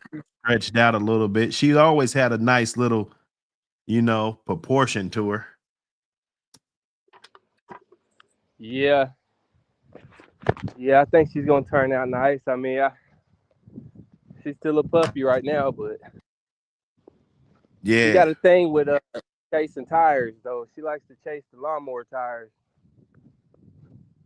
That's the worst yeah. thing about it. Really. Oh, I can't really she get like to her. chase that lawnmower tire. Yeah. Well, shit, I'd rather them do that than not want to chase nothing. Because, you know, sometimes you get one that don't want to chase nothing, you know. Yeah, that's true. Yeah. You get them high strung like that. I mean, I at least could work with that. I mean, maybe we'll put you somewhere, you know, so you ain't doing that when I'm cutting, you know, but Yeah, I usually just put it over there in the high box. yeah. But Yeah, now that's what's up. That's what's up, man. Salute to you, man. Hey, man. Hey, Ty Green got that raffle, that puppy on that raffle, that banjo. That's the heavy Carver banjo pup, right? yep. Yes, sir. Yes, sir, man.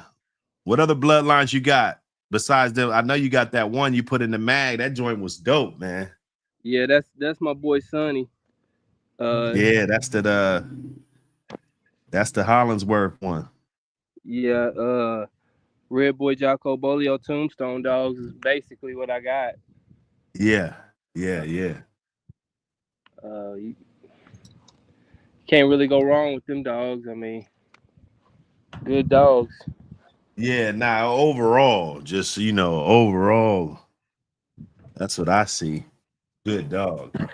Yeah. I kind of stick to that. I don't think it's really no rocket science to it, although you can get caught up in the phenotypes and everything, and you know, you won't know what kind of blood you're getting. That's true.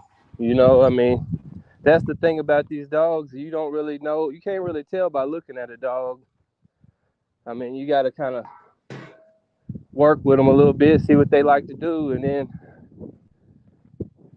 once you see what they like to do, they make you like them after that. You know. Yeah. How long you been into dogs? I'm 45, and my first time ever seen a dog, I was 17. And he was the craziest dog I ever had, and taught me all I really ever wanted to know about the dogs. I mean, I ain't never really heard nobody tell their stories about how them crazy dogs that they get, you know, and they wasn't prepared for a dog like Yeah, that. yeah, Like I thought I could take them fishing, you know, because I see everybody fishing with their dogs, and I said, well, I'm gonna take him fishing. He's like 6, 7 months old, and we was at a place called Big Lake, and it's a big old bridge we fish off of. And I cast my pole off the bridge, and man, the dude jumped off the bridge. I thought he was dead when he hit the water. I was like, oh, I killed wow. my dog, you know, because I didn't know he would do that, you know. And he swam to the bank and got back up there and wanted to do it again. So I realized I couldn't take him fishing because he would do that. And then He just jumping his ass off, huh? yeah, off the bridge, man, just jump right off Damn. the bridge. I ain't never seen a dog do that. I mean, I've seen them jump off bridges, but not one that high up. And then the first time I had him in the car with me, we was going to the store, and we hit some rain, and I had to turn the windshield wipers on. He bust my windshield out with his head. Wow. So just, you know, those little. And at the time, I didn't know how to do a proper chain setup. So he kept on twisting this chain up into a little short. He took one of the long chains and Yeah, twisted yeah. it up into a little You didn't bitty have the old short swivel on chain. there. Yeah, I didn't know that at the time. I didn't have nobody to show me how to do it. So he tore up a lot of Right, kennels. You know what I'm saying? right. So all them lessons taught me a lot. Oh, so he was a good crash course for you. Yes, yeah. Like, you know how everybody says, you need a mentor. You know, you kind of do. It's little simple things like that that could have saved me a lot of trouble with him. But But you say you do it all over again. You wouldn't trade that knowledge for nothing though. nope. Cause you after having those dogs, Yeah. man. Yeah, now I Yeah, tell yeah. everybody that gets a dog from me, I'm like, if you get one, man, you need to know how to do a chain setup, and you need to know these ain't the kind of dogs you just take everywhere, you know, not until you get them to you know, you see how they're gonna act and behave, you know, because you never know what they'll Right. do, you know. I mean, I Right. got some Right. sweet dogs, but I just can't take them everywhere, you know. You ain't taking them in the Tractor Supply, and things like that. Yeah, you never know, man. You never know. You got to be safe. Especially with these dogs, they automatically gonna think it's your fault. Even if a dog runs up on you Yeah. and your dog get to grabbing him and he start hollering, it's your fault. You know what I'm saying? That's what everybody gonna be thinking Well, all at they're the gonna see is your dog whooping that other dog, so they're gonna think your exactly. dog's a bad dog. You know, it's like, well, I can't help it. Your dog's a wuss. You know what I'm saying? Like, you know, Right, like it exactly. wouldn't be. Either way it goes, you just avoid the whole thing. Just don't take them somewhere like that. You know, Yeah. that's how I do it. Yeah, I no, worked too that's hard what's on my up, man. yard. You know what I mean? To let something like that, something stupid happen, that was my fault. I should have knew better. Exactly. Having that first dog that jumped off that bridge, you should have known better by then, right? Yeah, yeah, yeah. I was like, oh, Expect anything. Like, what should I expect? Every damn thing. You yep, know what I'm everything. saying? That's it. Yeah, Because you're you gonna go already through know. every single thing. I didn't know about the swivel either. When I first got in, nobody gave me the proper setup. I had a goddamn padlock on my shit. You know what Oh, I'm saying? yeah. Mm-hmm. I mean, I ain't trying to clown nobody. Probably use padlocks, but I stopped using those. 30 years ago. You know what I'm saying? So Yep. If you don't know, I mean, you know, ain't no shame in not knowing. right, You know, it's shame if you do it 100 times and still didn't learn. You right, know, then you exactly. should be ashamed. You know, but Yeah, exactly. uh, yep, he was one of my best dogs ever. You know how he was bred?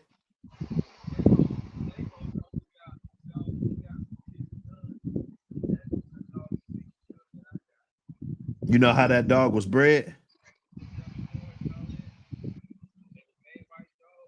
You got cut out. Your volume cut out.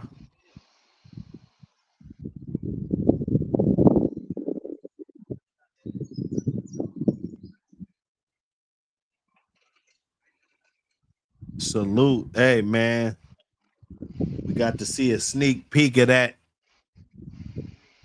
banjo dog. Just to let y'all know, hey man, we got when it's a raffle, you gotta jump on it, man. You could be like this guy with the pup at the crib.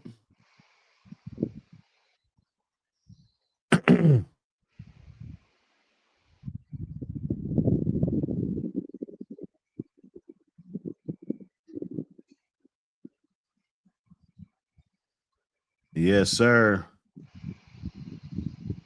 Where Borderland at?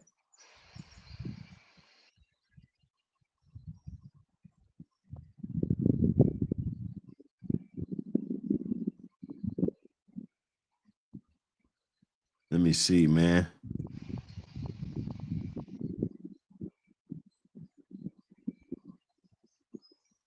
Yeah, something must have went with the volume.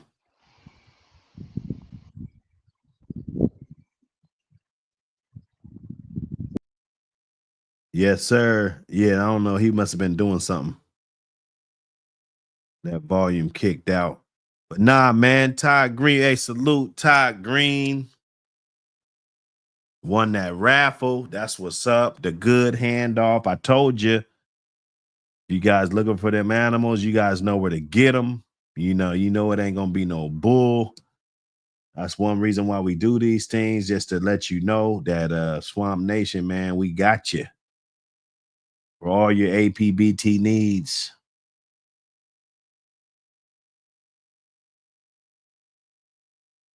Yeah, you got to be responsible out in the public, man. That's mandatory. You got to be responsible with these dogs because it's gonna be your fault unless somebody videotaped it and they saw that it was 100% not your fault, it's your fault, bruh. It's your fault. Anyway, let me see. Let me get some more of this on here. Yeah, just that's all it is. Because you can't take those shortcuts if you don't know the dog. Mm-hmm. So I don't recommend anybody take shortcuts unless you know your dog. If you've had these dogs for 20 years, you can have a litter and be like, yep, that one's mine, put that one up. And you know what I'm saying? And Yeah, you yeah, might be wrong, and you probably are, but sometimes, but you feel because you know these dogs. And and knowing the dogs is 99% of the battle. You know what I mean? When it comes to yeah, breeding, to making a breeding, thinking about breeding. Like even if you're doing a new breeding, you're taking the dog that you know, and you're gonna bring a outcross in, but you know your dog. So what you the putting out. other challenge is just figuring out if it's gonna click. You know what I'm saying? I feel So you. I definitely feel you. and that's basically it. Like there's people out here that, but schoolboy was selling dogs, Bakri, baby. You know what I'm saying? There's people out here. I'll be like, yeah, I don't care. Send me the dog. You know what I mean? I'm gonna No figure it out. question. No question. Yeah. Now you give it a shot based on the body of work, Mm-hmm. Body of work Right, exactly. got a I know lot that to you've it. been and you put in your time in these dogs, and and just like you were saying, you gonna stand on it because if that dog came off your yard and it's 100%, I'll be like, yeah, this is a buck dog. If that dog and it's 0%, I'll be like, it's a buck dog. I don't know. What you want me to tell you? You know what I'm saying? So, and I know you put your time in, so you're not just gonna be like, I'm just gonna breed these two chihuahuas, tell everybody they're pit bulls and put them out there. You know what I mean? So Mm-hmm. there's different people that it's all about.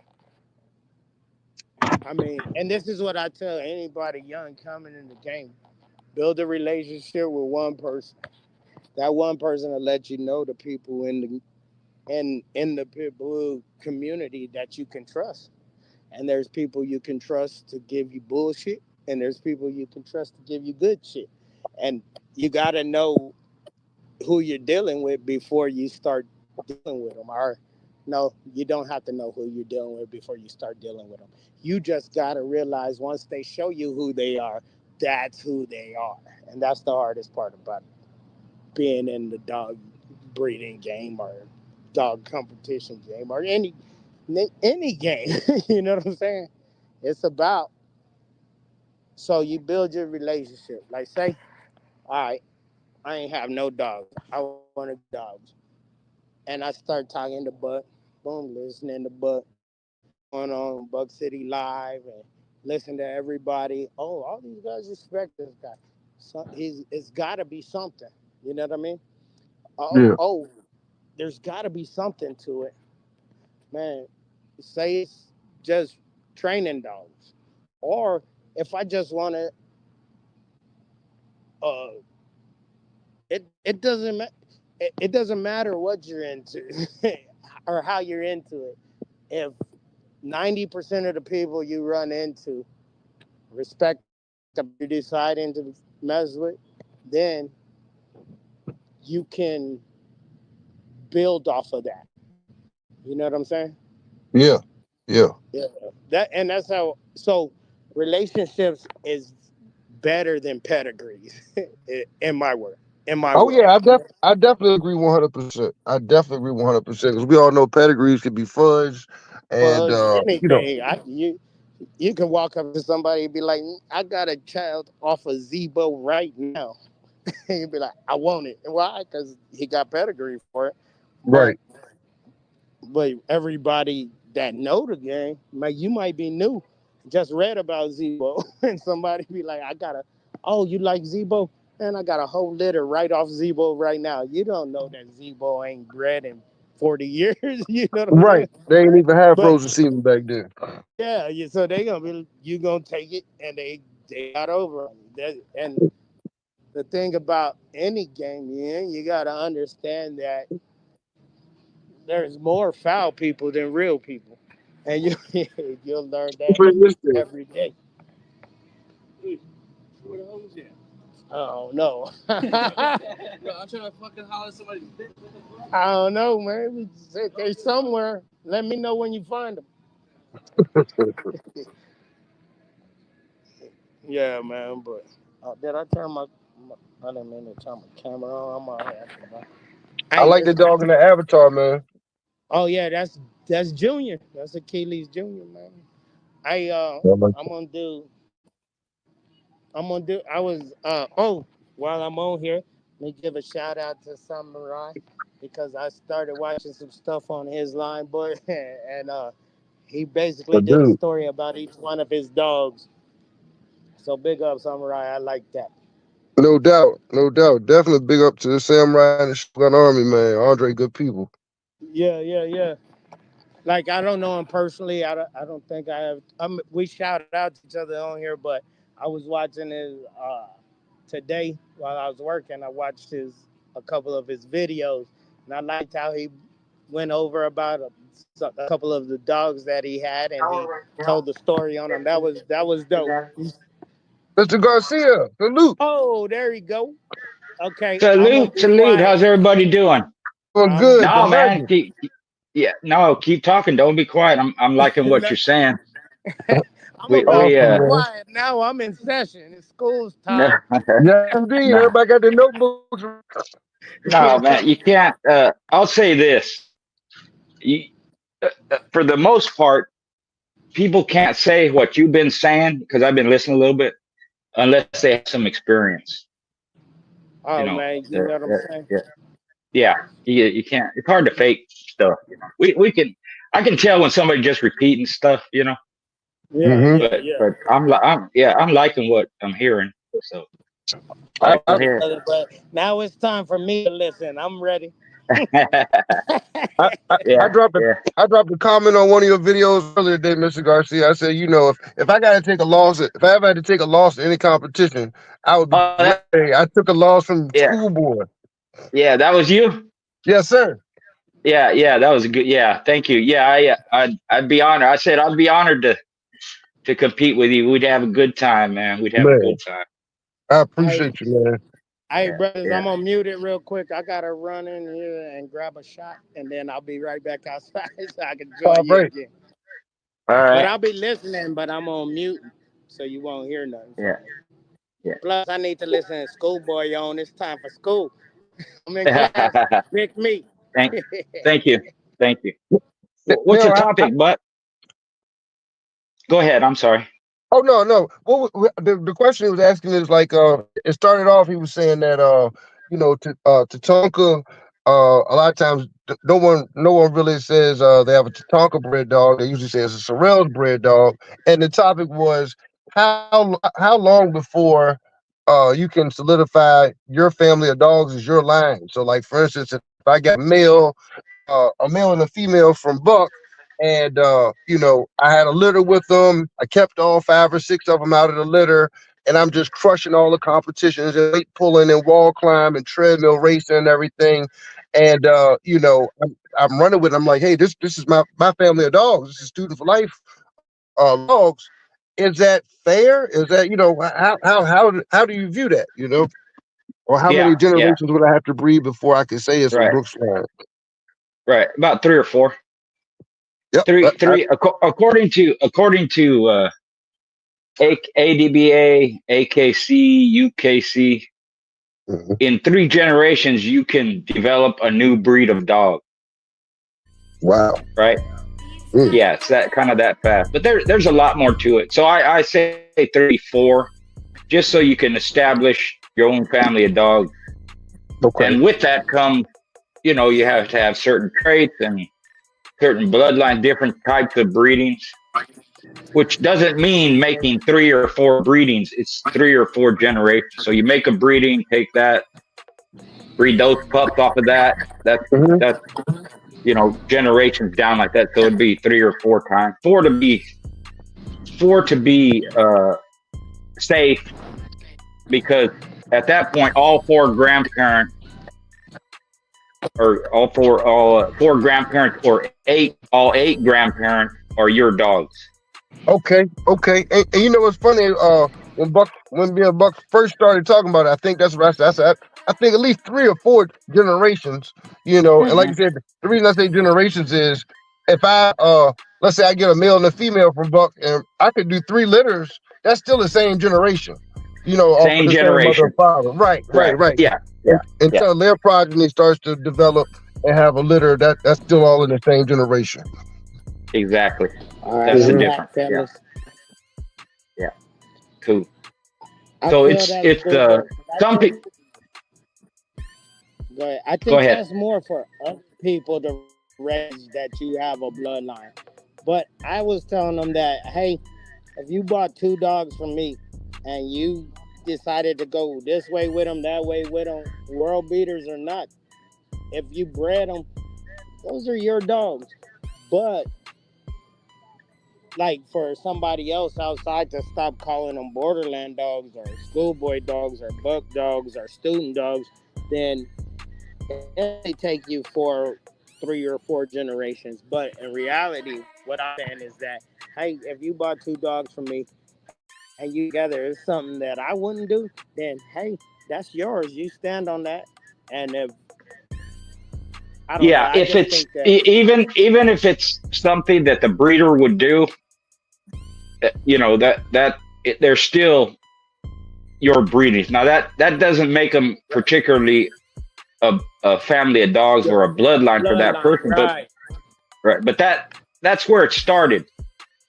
So at some point, Right. when you go back and you say, "Yeah, I got these 2 dogs from Borderland. That's where I started my family of dogs."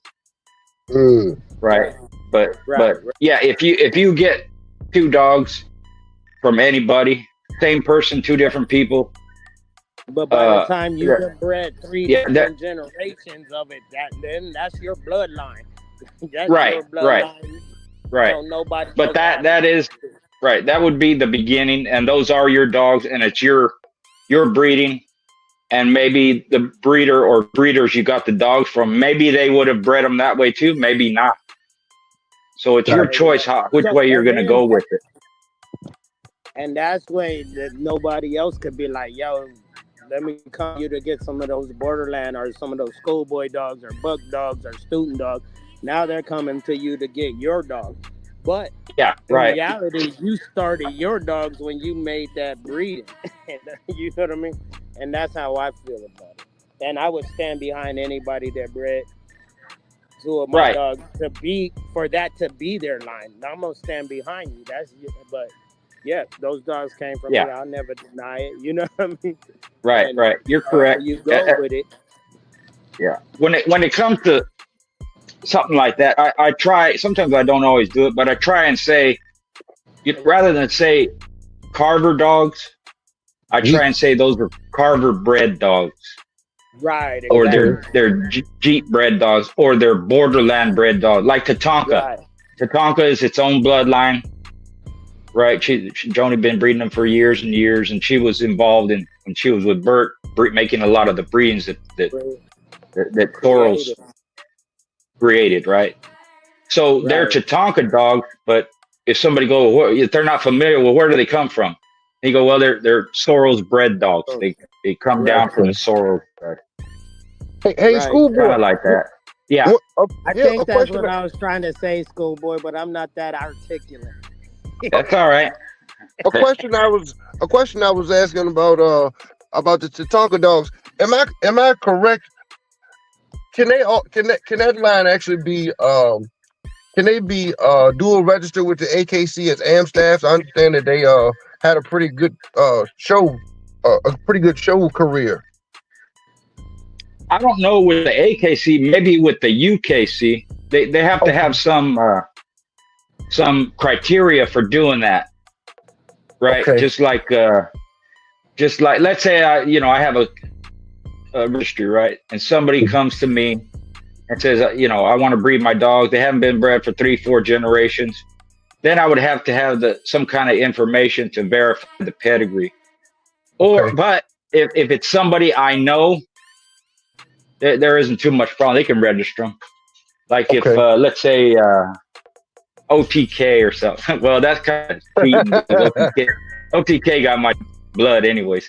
But let's say it's somebody. Let's say it's a Bach or somebody like that, and they want, well, Bakari not fair too because he's ready. Let's say it's Rasta Man. He hasn't registered with me. He says, "Hey, schoolboy, I got some dogs I want to register." Okay, Right. because I know him, and you know, I know he keeps his own word, so they're straight. They probably have his name for 5, 6, 7, 8 generations, whatever it is. Okay. But yeah, I don't know if Tatanka. I don't know what the criteria is for UKC and AKC if the dogs haven't been registered with them for several generations. Okay. Good. Is Ruffian a dual registrable bloodline? No, I don't know, honestly. Okay. I got you. Yeah, I couldn't tell you because the AKC, you have to go so far back where you see the commonality with the pit bull and the AKC dogs, staff dogs. Okay. UKC, not so far back, but still it's far back. Okay. Got you. They might have. Yeah. I always thought that was crazy how some dogs should be, registered with the AKC as an AM staff, but still also be registrable with the UKC. Same dog, but it's registered as under a different name, American Pit Bull Terrier. Yeah, that's the only reason why they do it that way, because they have different names. The AKC doesn't have American Pit Bull Terrier as the name, even though they go back to the same foundational dog. Yeah, it's just a name change. Gotcha. But the UKC still calls them Pit Bull, American Pit Bull Terrier. The UKC boy, I'm still coming. I got you.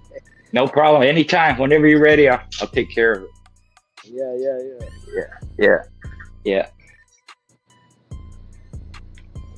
Yeah.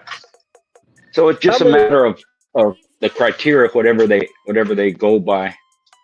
Now we're trying to establish your own line of your own family of dogs. What criteria would you say that you or traits should you like be breeding for? Like, for instance, if my line to be, dogs that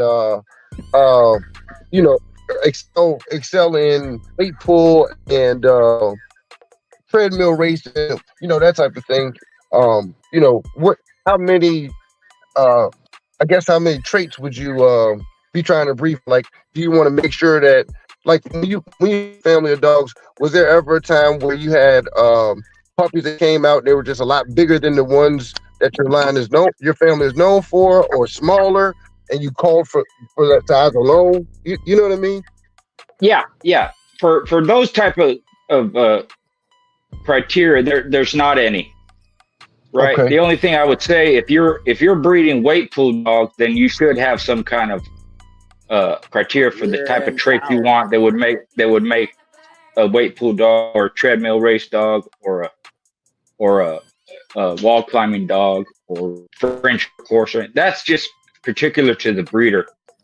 Okay. Has nothing to do as far as all any registry, or at least any pit bull registry can needs a guarantee of, is that it's a purebred pit bull. Gotcha. And anything other than that, that's up to the particular breeder. But as far as if you selling dogs or you're presenting them for a certain function or a certain way, then you should have something to back that up. And I've mentioned this before. If somebody wanted to breed pit bulls pretty much strictly for, say, weight pull, you could have weight pull specific pit bulls for weight pulling. So in that respect, they're going to be built a certain way. They're going to have certain behavior, certain traits, and they're going to try and get rid of traits that are not desirable for that. If you're a true breeder. Okay. Right. And me, as far as when it came to size, that didn't matter. All my stuff was geared to competition. So within that, there's different weights, anywhere from small, under 30 pounds to over 60 pounds, if you want to go in that weight range. I never really had any big dogs except for Big Red. He never threw big dogs for me. Even when bred to a big female, the biggest dogs I got were about 45, 46 pounds off of him. But there's variance. There's variance in that, you know. So me, as long as they could do what I wanted them to do, I kept them. If they didn't, then I wouldn't breed them. I got you. So when we're talking about breeding, especially when we talk about culling, you're culling them out of your breeding program. Yeah. Some people spay and neuter them. Some people roam them. Some people kept them. You know, a lot of famous breeders, they never killed an animal or a dog in their life. They love dogs and they just keep them. And right. Like you said, make sure they go to a good pet home. Yeah, you just don't, you know, I warn people about this. You don't want to give someone else your problem. So if it's a problematic dog, I wouldn't rehome it.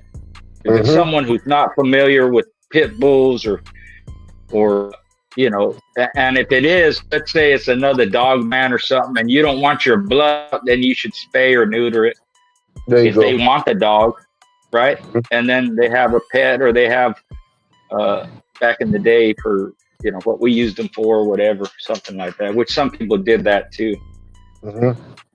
In my case, once a dog left my yard, I had nothing to do with it. If it worked out, great. If it didn't, that's okay too. Gotcha. Their business.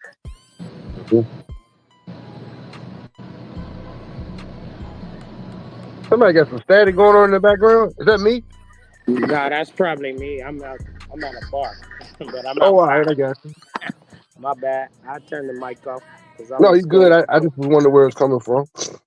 Yeah. What So Buck, there's a lot to it, you know. Yes. There's a lot to it, and when it comes to breeding dogs, you know, you're going to make the type of dogs you want. So all the stuff Borderland was talking about before, you know, certain traits, consistency, that's what you're looking to breed. And if you breed the ones that have them and are able to produce it, then you have a better chance of getting it in offspring and progeny down the line. Even when you add an outcross in. Even when you add outcross. If you add an outcross that even though it's different blood altogether, if they have similar to your dogs, you're going to have a better chance of getting those traits too. Okay. That's 100. Yeah. Now, and then some people, you know, they want to breed an outcross that has different traits because they're trying to add something to their stuff. And or throwing that in there, if you get what you wanted, it worked. If they're superior athletes, in my opinion, when you make an outcross. If not, then the breeding didn't work. And how do you? I guess would you say that is that where it kind of gets a little more of a to be a little bit more of a gamble when you cross into another family of dogs? It's like, I mean, you know what to expect from your line or whatever else, and even knowing the other dogs you're breeding to, like what they've been is what you want, but who's to say that they're gonna produce that as well? Right. You lessen the odds a little. That's why I say if you breed to something that has similar traits, then you have a better chance of getting them. And that's the way I outcross, you know. You throwing a 2 dice game with 1 dice. Yeah. You know what I'm saying? All you need is a 2 over there. You got the 5. All you need is a 2. Right. Yeah. And it's done. I'll give you an example. In horse racing, if you look up any horse that's known, right? Any producer, any winner, any Triple Crown, whatever. Look at their pedigrees. And I challenge anybody to go back 3, 4, 5 generations, the same horse in there. They don't. None of them horses are. If they are, it's very little. You know, it might be the horse might be a sire, and then he might be the great grandsire on the bottom or something like that. But look up Secretariat, Citation, Man of War, any of those famous horses. Horse guys don't inbreed. I did not know that, man. Always learning. Yeah. Always learning. Yeah. Right. And my this is just my guess. it's because the horses have one toe, so their legs are thin down at the bottom. So I think over time they figured out if we inbreed, you know, you're going to have some messed up horses. So they're always bringing in fresh blood, but that's okay because all they want is a horse that's able to run to the left, can perform, be fast, strong, have some endurance. Earlier today, Schoolboy, I was listening to your Mother Nature joint. And I was laughing because that makes so much sense. Mm-hmm. Yeah, we have control. We've done that with every domesticated animal. Right. The only difference, I don't know if I mentioned in the vid, but the only difference is we took out the instinct for survival, the self-preservation in the dogs. That's the only difference. Yeah. So I put it in my group, you know, a thing about that Mother Nature, and the people got it all wrong. They didn't understand. No, the pit bull, you know, it fight till it die and all that. That's not what I'm talking about. What I'm talking about, I'm talking about the strongest survive, only the fittest survive, the best ones survive. So we have to replicate that when we make our breedings and we develop families of dogs and bloodlines. And that's where nature comes in, because something that is not worthy, nature's not going to let it live. Yeah. Whether it dies young, whether it's caught and killed, whether it's dies in a fight whether it's kicked out because it gets too old, whether it goes barren because the female gets too old, whatever it is. That's kind of what I meant. Yeah. I suggest everybody, if y'all didn't catch that by Schoolboy on his channel, go watch it because it makes so much sense. Yes, indeed. Yeah. And like you said, only the strong survive and that kind of thing. With us being Mother Nature, I think we tighten up even quicker than Mother Nature would. You know what I'm saying? Because we're calling for a really specific purpose. Yeah. We can get it done a little bit faster because, you know, as long as you don't accidentally lose dogs or whatever like that, because sometimes in Mother Nature we could potentially be a alpha male or a high producing female. Sometimes they don't survive. They get killed or they get poisoned. You know, in Africa, lions get bit by snakes, black mambas, stuff like that. So if we can control the environment and control the food and the health and all that stuff, we can get it done faster than Mother Nature can. And also sometimes we can breed earlier than Mother Nature does. Yeah. In a lot of different species. It's like I say when people ask me, "Oh, well, why is the so great?" I was like, selective breeding. You know what I mean? For years they were selective breeding, and now the NBA is dominant. You have stronger, bigger, faster. That's what they bred for. And that's what, well, but you know, people don't like hearing that sometimes because of the past, but it's true. It's true. Yeah. So you can take something that's negative from the past and in the present day turn it into something positive. Yep. Where you know, certain people dominate the sports or even entertaining. Right? If you're talking about instruments, music, or singing or dance like that, just physically and whatever else. Yeah. You know, I didn't even think about the entertainment aspect of, like, you know what I mean, like, type of thing. But definitely, like you said, athletics. You know, we look at athletics as a whole. You know, right? Even take singing. You have to have certain lungs. You have to have a certain type of diaphragm. You have to be able to hold notes and this and that. And if you have, quote unquote, a race of people that sang all their lives, their children singing, grandchildren, you know, they're physically able to do it better than someone else. Wow. Right? You never put that together, but you're right. Yeah. It's kind of like South America, in Peru or I forget where it is, where the indigenous people live at high elevation, 13,000 10,000 feet. The thin air doesn't bother them because they're genetically developed to live in that high elevation. Where if it was me or you, it'd kill us. We couldn't live up there. Yeah. There's not enough air.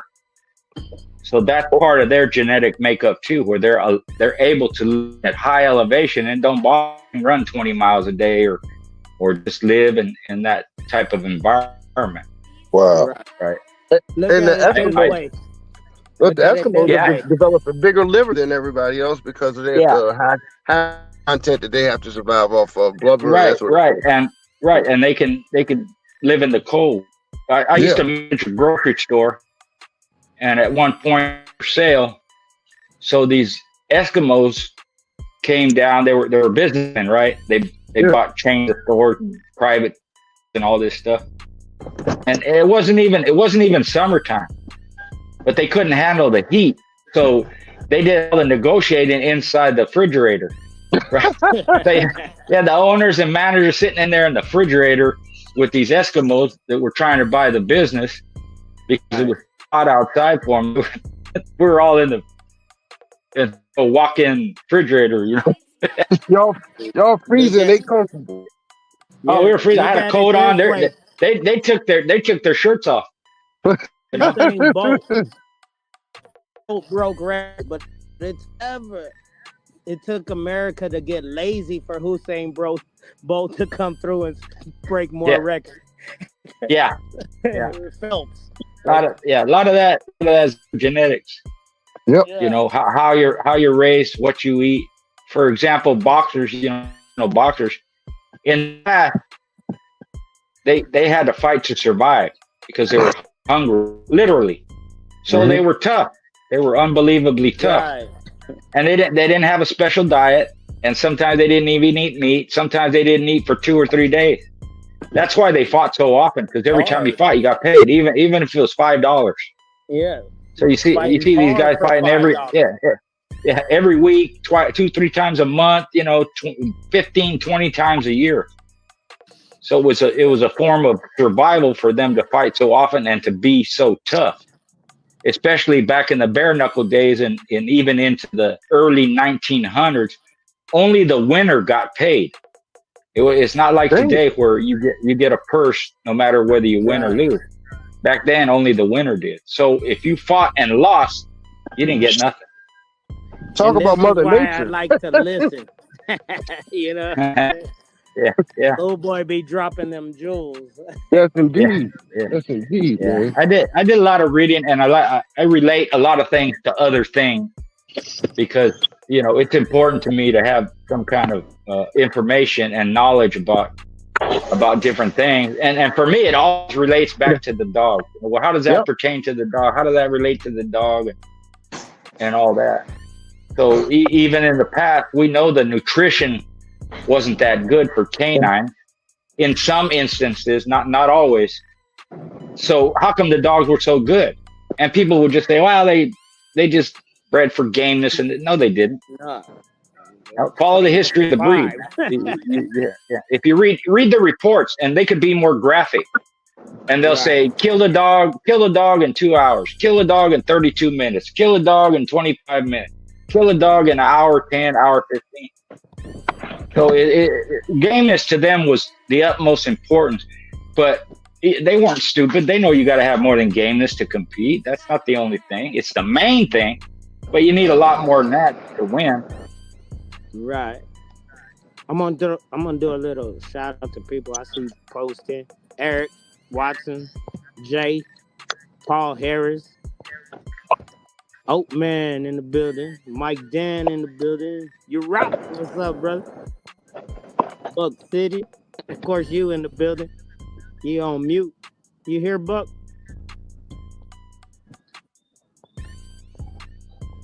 I see a lot of familiar names. Bank Statement. What's up, Bank? Paul. What's up, Paul? All the usual A lot of familiar suspects. names. Melee in the building. Yeah.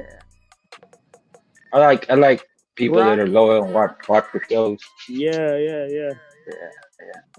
I didn't know if I was going to be. Go live, schoolboy. That's what we waiting on.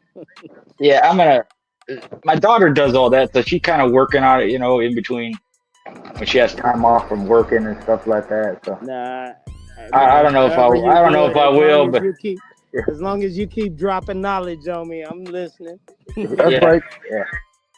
I'm gonna do. I think the next one I'm gonna do is on Grand Champion Yellow. Oh yeah. And I got some more interviews coming up. You know what I want you So, to do is grind out and find some info on my man Grand Champion Rowdy, McCollum's Grand Champion Rowdy. That was yeah, man, do yeah. him. I remember him. Yeah, he was Do a him. six-time winner. Yeah, six-time winner. I Yeah. almost, I went to judge a ADBA fun show in Texas, and Randy wanted to meet me, and he was supposed to go there, but he was sick and he couldn't make it. So his friend come and told me, hey, he wanted to meet you and all this stuff, but he couldn't. He was sick, and then he died not too long after that. So I missed the opportunity to visit with him. It was probably Penalero. I forget. He was kind of a big guy. Oh no. Oh, maybe Mad. I'm not sure. But I don't even remember, but no, he was good, man. One of the best. Thought a great dog. Oh man, Randy is he's an unspoken hero, man. If you ask me. No, really. He had the recipe. I could see it because he was, and it all comes from he was a top competitor. Right. That's where the whole, I keep repeating it. Sometimes it sounds redundant, but that's where the foundation of the breed is, competition. But since in today's world we can't do that, that doesn't mean that all that stuff that me and a lot of other every guy you ever heard of, what we did with them, the dogs of today are a reflection of that. They needed that past competition for them to be able to do what they do now. Even in walls, jumping, wall climbing, jumping wall, that's not good. But wall climbing, treadmill race, and all that stuff. They're still an athlete. Hog hunting and coyote hunting and all that. Yeah, no doubt. And that's for it's real. Necessary. Yeah. Rowdy, Spanky, do one on Grand Champion Spanky. Everybody don't like it because I say he the one that stopped Simba. Yeah. Well, generally the people that say negative stuff, or criticize, or they don't like hearing something. It's people that weren't competitive, and not just in the past, even today. Because if you're a competitor, you understand that sometimes you're going to lose. Lose or draw, man. Yes, sir. And you got to take a lesson from that loss. Yeah, right. And sometimes your dog's going to quit. It happens. There's no way around it. I don't know anybody that did a bunch of dogs, not just a few, that didn't lose, and they lost a lot more than one time. The difference is the guys at the top won a lot more than they lost. So it's something that happens, and you should take it as a learning experience, because even guys that have a lot of experience, myself, you still can screw up. You still make mistakes. Mm-hmm. And, people always say, oh, I wouldn't do this. I wouldn't do that. I wouldn't have done that. I would have paid the forfeit. I've done this, and you should never do that. Bullshit. Everyone did it. Everyone did it. Because why? Because you think you're going to win. You think that you're going to overcome something, or if they're a little bit off, the dog going to make a stop. So if you've done a bunch of them, you're going to go through that. You're gonna have those ups and downs, and if you're good, you're gonna have a lot more ups and downs. But you can't avoid it. It's gonna happen. If somebody's undefeated, I would ask, well, how many shows did you have? Not that many. And I've known people that have gone 20, 25, 50, 45 undefeated, right, in a row, right? But they also lost 10 in a row. They lose 5 in a row. But they didn't quit. They didn't quit, and then you adjust. You figure out the problem. Maybe it means getting better dogs, or breeding better dogs, or fine tuning something, or you added something that didn't add before, or you change competition. Whatever it is, there's so many things that are involved in it. that I know one guy, he won 50 in a row and then he lost 11 in a row. It took him that long to figure out what the hell he was doing wrong. Did you do an interview with him? With who? The one that lost 11 in a row? No. Okay, no, okay. But, I remember. you know my interviews with Mr. Gray. Yeah. Yeah, he'll tell you himself. I was a grand champion loser. He lost 5 in a row one time. Okay, yeah, I remember that. And he didn't hardly lose. Yeah. And all it was is his dad is the one who told him. He said, "Let me see your keep." He looked at his keep and he tore it up and threw it away. He said, "Don't use that shit." And he changed his keep, totally changed his keep, and then he hardly didn't lose after that. Wow. But it's things like that. And his dad was a hound dog guy. But he looked at he said, "This is junk, man. What do you condition that? You can condition a dog like that."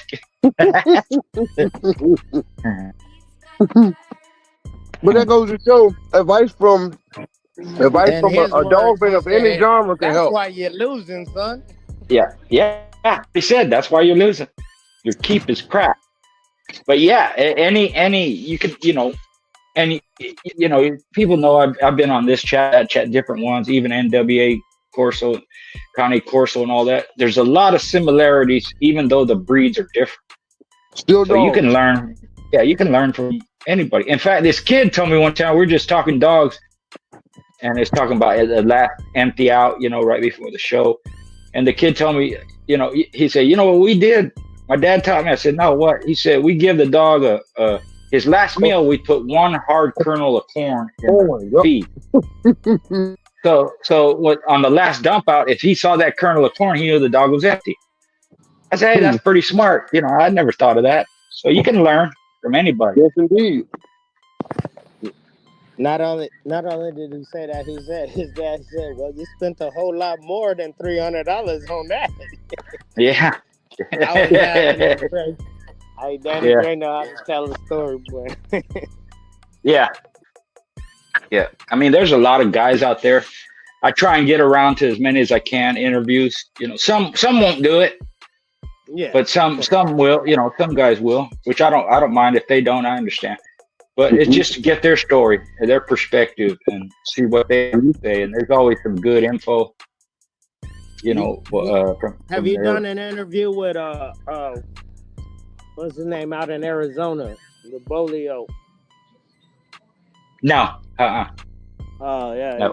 To get him, I seen one with him where he didn't open up all the way because I think it was the person interviewing him. I'm not sure, but yeah, like, could be. Old boy needs to get him. Yeah, I'm telling you, there's a lot of them, and I try and catch them before they're not here no more. Some of the guys I interview, they're 70, 80 years old. Yeah. And even if I get it on there one time, like Buffalo Soldier, I have some on there. His phone's not that good, and he's older, but he's sick now. So I'm glad I had the opportunity. I hope he lives another 100 years, but you never know. Yeah. Mm-hmm. You never know. But you do be doing some great interviews, though. Mesmerized. Yeah. I get Hunter Man on there. I've interviewed Mr. Bill, Leander Daigle, even Gene Matson. You know what it is, cool boy? I love that you always start with the same question. You be like, tell us how you got into the dogs. And sometimes it be like stories that you would never expect. Like, I ain't. Like, how you got into the dogs? That's crazy. Yeah. And some of them I already know. They told me, but everybody else don't know. Right, exactly. Right? So that is crazy. That made you come into and then you staked your claim on the game. That's crazy. Yeah. I'm gonna be like, I didn't even know dogs until this day. This happened. Right. Yeah. And a lot of it is, I remember the people. I follow their career, so I can kind of interact that way. What about this dog? They're even surprised. You remember that dog? Because we'll talk beforehand. They ask me, what are we going to talk about, this and that. And I give them kind of the rundown. Don't talk about current stuff. Where most of them, they ain't.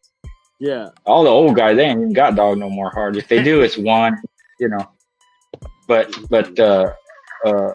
There some of them are amazed that I know some of their dogs and who they went into, and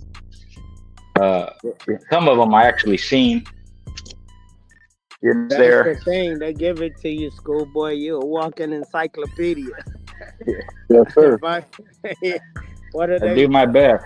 I wish I could forget as much as you know. Yeah. I wish I could know as I much wish as you I forget. Yeah. I wish I could remember half of what I used to know. I wish I could Yeah. remember half of what you forgot. Yeah. That's what it I used is. to be able to, off the top of my head, give all them old pedigrees, just go back 4, 5, 6 generations. Yeah, And that's dope. some of it I still do. Is that why? Is that how you got the name? No, I got it from that name. he was a featherweight and a junior lightweight boxing champion named Bobby Chacon. Yo, And yeah. he was the one who kind of introduced me into boxing, because I used to follow martial arts, and I took martial arts and boxing when I was young. And my favorite martial arts fighter, they called it full contact, was Benny Urquidez. Oh yeah, the Jet. Yeah, Benny the Jet, right. So from there, it turned out Bobby Chacon trained Benny Urquidez in boxing. Wow. So I started watching his, and then I went to some fights of his, and I went to some fights of Benny's, like that. So Bobby Chacon was kind of my introduction into boxing, which was about 1972. And then his name was Schoolboy, so he was one of my favorite fighters. So I just stole his name, called myself That's Schoolboy. cool. I got the story. Cool. Hey, Schoolboy. Yeah. Listen to this story. You remember Cliff Thomas? From Martial arts. Cliff. Look him up. It's Cliff, yeah. I did my. I used to take. Well, let's backstory. Where was he from? Cliff, He was from El Paso area, but he wasn't from El Paso, but he ended up in El Paso. Okay. But Cliff Thomas, his wife, my mom used to sell spa memberships back in the day when they used to have spas. So I got a membership from my mom to my mom's spa, and then I ended up taking private lessons with Cliff Thomas. That's how I got into martial arts. He was Nice. They used to call him the fastest legs in America. I don't know what they used to call him, but okay. I'll look him up. I'll probably remember him if I look him up. Once I look at his story. He was a beast. When I was a kid, I took private lessons from him. That's how I got into martial arts. Then from there, from karate, I went to Hapkido, all of that stuff. But that has nothing to do with the dogs. We talking dogs. I think it does. Well, it doesn't, but there's similarities. Believe me. Yeah, and that's the thing. Yeah. If the man's in the combat, if the man is into combat, it only makes it right. He's looking for a dog that's where their roots lies in combat. Yeah. And we all know a lot of the past boxers had pit bulls. Yeah. And, well, the first dog I used to fight was a chow named Midnight. back when I was 10 years old. Yeah. Well, if you think about it, at least in my time and before my time, most people that had dogs tried to get them to fight or watch them fight, whether it was a German Shepherd or a Rottweiler. Your dog came in my yard. Yeah. Get him Midnight. Who's the king of the block? Yeah, exactly. Like that. So it wasn't nothing. And then Mexicans, we fight game fowl all the time. So everything all kind of I loved horse racing, but I can't afford no perfection grace. Okay. Yeah. I took some stuff from the game fowl breeders, from Frank Shy and Walter Z and Thomas W. Murphy. Big guys. Yeah.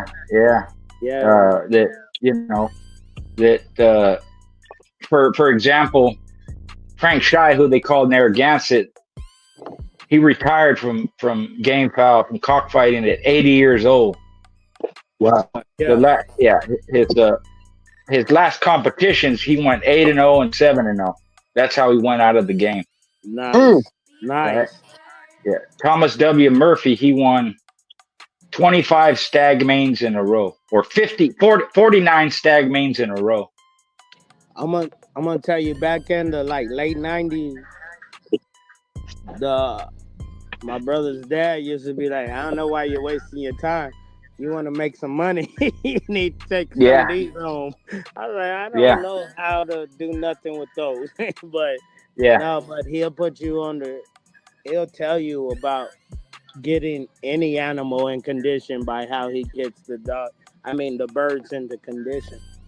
And then little things, you make them work to eat. I was like, how do you, you know what I'm saying? Yeah. They gotta, I put their food up here. They gotta go up there to eat. You know? There you go. I Why was not? like, oh, and it works like just on everyday life. You want to get a dog in shape, make him hold his chain to eat. He'll get in shape real quick, and you'll win every competition show that you put them in. Because they gonna be, if they got a strain to eat, they gonna work for that food. Yep. Animals, and was just those little things you take in consideration. And he'll start them young. Once he put them, hey, you got to carry this up there if you want to eat. I was like, that's talking about doing it fast. You can do it a lot faster with game fowl because they, that's what I'm saying. Because they not gonna not eat. If you put their food up there, it don't matter how much weight you put on them, they gonna take it up. They Why gonna not? take it up there. Yeah. And I used to host hack fights every 2 weeks and during the season back in the day. Nice. And then once a month I had the dog shows, and then also once a month we had quarter horse racing. The Mexicans do quarter horse racing. Nice. So for about 5 years, that's all I did, just those three things. What's the difference in quarter horse racing and thoroughbred racing, schoolboy? Well, thoroughbred racing, the distance. Quarter horses, they just go a quarter mile. That's it. Yeah. Straight. Horse racing goes anything short of a mile up to a mile and a half, generally. Now, with the quarter horse, are they still they run the round track? It's like a straightaway. No, they run straight. Yeah, straight quarter mile. Quarter mile. Yeah, like and then it just so happened that I live out in the country, so from my house to the stop sign, the first stop sign, was a quarter mile. Nice. So we knew that was the distance. Let me capitalize on this land. I see you. Yeah, like that. Yeah, it just it was offered to me, and then I had the dog box on one side in the back on the patio, and then on the other side of the house I had the cockpit, and I kept them up all the time. It was not a problem back then. Yeah, I was born too late. Yeah, if there was too many people at the shows, I'd let them sit on top of my roof and they could look down on the patio, like stadium seating. You remember back in the day before Pancho passed, rest in peace, Pancho. You remember inside he had everything was marble. Everything. Yeah. I was like, why is there a marble toilet, Pancho? Trying to everything was marble. He liked marble. He liked marble. Yeah. God, Man, I've been so many places I can't remember a lot of them. Somebody will remind me, and you were there. I was there. Yeah. In fact, a couple of times my buddy had to remind me of. I was looking through the journals and this show came up, and it was one of my females that it was half my blood. And I told my friend, do you remember this show? You were there. I said, I don't remember. Hey, and then another one, somebody mentioned another one, and I asked the same friend, do you remember that show? He said, yeah, Richard, you refereed it. No shit. You were the ref. Yeah. I didn't even remember. Yeah, man. I remember I used to see you. I didn't know who you was because I was the quiet guy. I was behind the scene, getting dope, getting butt, get out. You know. Yeah, But yeah, now that I see your face, I be like, man, I remember. You know, I never yeah, was yeah, a name person, but you would yeah, come to the Aries shows yeah, back in the day. yeah, You used yeah. to be I there. knew all them people. You know, I Yeah, knew. yeah. I've been to Texas several times. Been to Louisiana, Yeah. Michigan. The last show I referenced in the United States was in Michigan. Oh shit. Nice, Yeah, yeah. nice. Yeah, Went no. over 2 hours. It Damn. was right in the middle of an area where it was uh neighborhood just in town, right? And Yeah. I'm like, are we cool here? Because I'm used to anywhere, but most of the time it's a secluded area, right? So, and the guy goes, yeah, he goes, Richard, cops don't even come here unless there's a murder. They don't even drive through here, so you don't have anything to worry about. Okay, that's Yeah. cool. And that's It was only if right. they have to come. They like, If well, they leave the have to, body yeah, there till daylight. yeah. Hey But they don't. man, They don't even patrol through there. It was outside of Detroit, a town next to Detroit. oh, Detroit. I don't, Detroit just yeah, as well as Chicago. I don't even mess yeah, around. I don't even mess yeah, around. yeah. They got good food though, man. Yeah, and I ain't going. I don't want Yeah. it. Mm. Man, I've Man, been in Compton, been in yeah. Oakland, been I've up in the been out hills, up there in a the couple times. I was like, yeah, I'd rather be at Hollywood. I'm not coming back yeah, to Compton. yeah, yeah, Yeah, man. yeah, I like, but you know what I'm saying? I've been around a little bit of schoolboy, and yeah, life is what you make it. You know what I mean? Life is what you make it. yeah. I've Yep. been, We have fond memories, but there's some rough stuff and some yeah. times where things weren't so nice. But it's part of it's that way no matter what. It don't matter what you're involved in. You're going to go through some hardship. You Some just have to learn how hardship, to man. deal with, Man, accept it, deal perfect with it, do example. something Look at about it. Puffy right now. Look at Yeah, Puffy right now. yeah, yeah, Look at our last president right now. He like, I really hope my ear heals. This shit is crazy, yeah, and the world yeah, is fucking insane. yeah. But People, they just it's different, but that's common when you go through history. Everything changes, and that's period. different, yeah, different people come into power in different countries. Usually, economic has to do a lot with it, but Hell yeah. I don't Who's know, that? people, What dog is that? Whose dog is that? Let me see that dog. You see it? yeah, What dog is that? I don't even know who is it. Is that was on the panel. student for life student? Is that your dog? He might be muted. Yeah, he can't hear it. Yeah, I wanted to see the dog. He was going out the sun. Somebody yeah, walking showing their dog. yeah. That's what's So up. that's you on Patreon and different Yeah, chats. Borderland. Yeah, That's me, cool. man. I Okay, try to cool. be there all the time, but Yeah, sometimes work get involved. Life, yeah, adulting. yeah. I have to adult sometimes. Right, right. Well, I'm just But happy yeah, for your but I support, man. listen to Thanks for your every one support. of them. But yeah, I just, Cool. hey, I Well, support. I I'm be glad on we're every. I haven't missed none of your videos since I subscribed to it, and it's me and my partner trying to figure out.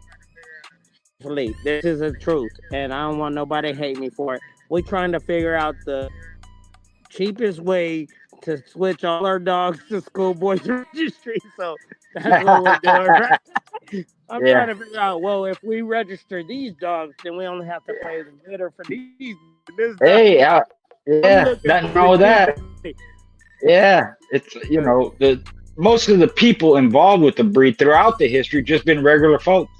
Yeah, You know, there's been some high dollar people, and there've been some very poor people, but most of them just regular people, got a day job, and I you make know, about $30 an hour. I gotta figure this out. yeah, yeah. But I'm Can you gonna imagine figure it that? out. Hey, 30 years ago, $30 an hour, you'd be rich, man. Hell yeah, and I now, wish now, it was yeah, 30 now you years ago just, right now. I'd be like, yeah, man, put yeah, all the dogs, send it to school, boy. We yeah, yeah. That ain't nothing. But Yeah, yeah, but but right now I'm gonna yeah, get it though. I'm gonna make sure that I got anytime, whenever you're ready, I hit me got up. you, school boy. I'm just making Yeah. sure, like, if I register the parents, then I can register them as the litter from that, and then that's what we're There you trying to go. figure out right now. So Yeah, yeah. I'm gonna Well, I'm gonna do you start with the do you ever foundation. do you ever sell pups and stuff like that? I rare I do sometimes, rarely. I Okay. give them away more than I sell them, but Okay. like Even if you give away, you know, you can register a litter, right? right, It's $10 per pup, right, and then you'll get a certificate for each pup. And then if right. you give a pup away or dog away or whatever, they can register, and Right, you don't have exactly, to. and Yeah, that's what I'm going through right now because I'm like, yeah. well, they could register that dog, but the thing Hmm. is that I I don't. If I put a dog out, it's not. It keeps the borderland name, so I gotta make Right. sure that you know what I'm saying. Yeah. It's like just like ADBA. No, I'm not Yeah. signing that line where you can Right. change the name. You know what I'm saying? Yeah. So Yeah. You can do that. Yeah. Not a already. problem. But I'm Yeah. definitely about to register the 4 foundation dogs, and Cool. then from there uh, we'll figure it out. I don't really care if I just gotta pay one of them every two Yeah. weeks or whatever. I'll get it done. But I'm Yeah. about to switch all the way over to you from ADVA. I Promise. appreciate it. I Yeah. promise. Appreciate it. No problem. And everybody listening should do the same thing. Just That's a I quick. do my best to keep it private, and I don't put all stuff. I don't share nothing with nobody. In fact, you 100. know, I've said this before. I'll say it again. When you register with me, let's say you want to something down off of that or whatever, or you want me to look up a dog, you have to give me the registration number, Right. right? It's not by the person's name or the Name, dog's nothing. name or Send me not. the number. What number you want? That's what's Exactly. up. There you go. Uh, It's not Exactly. Gentlemen, foolproof, but it's better than keeping everybody's Better than just information. everybody's name out here and no. Yeah. Exactly. all right, go with Yeah. 100. That's 100. No, but I already talked to my partner and he's with it. And you know, the that. problem is on the money behind the situation. So I'm like, well, let's Yeah. figure this out. How we gonna do this? Yeah. But the first five is coming to you soon. Promise. Cool. Cool. Yeah, Already. we'll get it done. We'll get it What's done. going on? Hey, was that your dog out there running around? Yeah, like, yeah, that my sister's That out there was going. Melee. Hey, Yeah, Bailey. There's a familiar name. How you doing, brother? I'm alright. How y'all doing? Shoot, slow Good. motion, baby. I was trying to see the dog. You had the flashlight on it right when I looked. I was like, "Hey, let's go, boy, look at that dog." And then Yeah. you moved the flashlight. Yeah, they just back. They've been barking for about 15 minutes, man. Raccoon. Yeah, even that. It's some foxes that live behind my house in the bushes, back in the woods back here. So Already. either or. Yeah. Good looking dog though, from what I could see for the second. Yeah. Thank you, thank you. Yeah. Yeah. No problem. Hey, student. Nah, he got out of there. Oh, who's this then? I thought. Nah, this Melee. melee. Oh, Melee. My bad. What up, Melee? Yeah, what's good, brother? Chilling. Uh, well, my question was for student, but how are you doing today, Melee? No, I was gonna ask student. I see he does the dog training. I got a dog that be tearing up her fucking water bowl. She won't tear up nothing else but her water and food bowl. How do I beat that? That's what I was gonna ask him, but he not there. Yeah. Ram in the building. Now I'm ready. Ram, what's up? I gotta go to mute. Walk them 'Cause I down, can't Yeah. walk listen them to down, walk them down. What up? What up? What's happening? Buck. Hey, Buck, I thought you left. Welcome down. my You phone and kept Schoolboy and Buck in the building. I'm gonna be quiet. my phone jingling. What up, Well, y'all? Borderland, Big Drake in the you know, building. Daniel Brown, what up? Exotic Borbo's in the building. What up, brothers? Oh What up? shit, chilling. What What's up? going what's up, down? Ram? What up, What's up, OG? Ram? What's I'm up, here. Ram? Hell yeah. What up, Breezy? Shit, you know what it is. Hey, Borderland.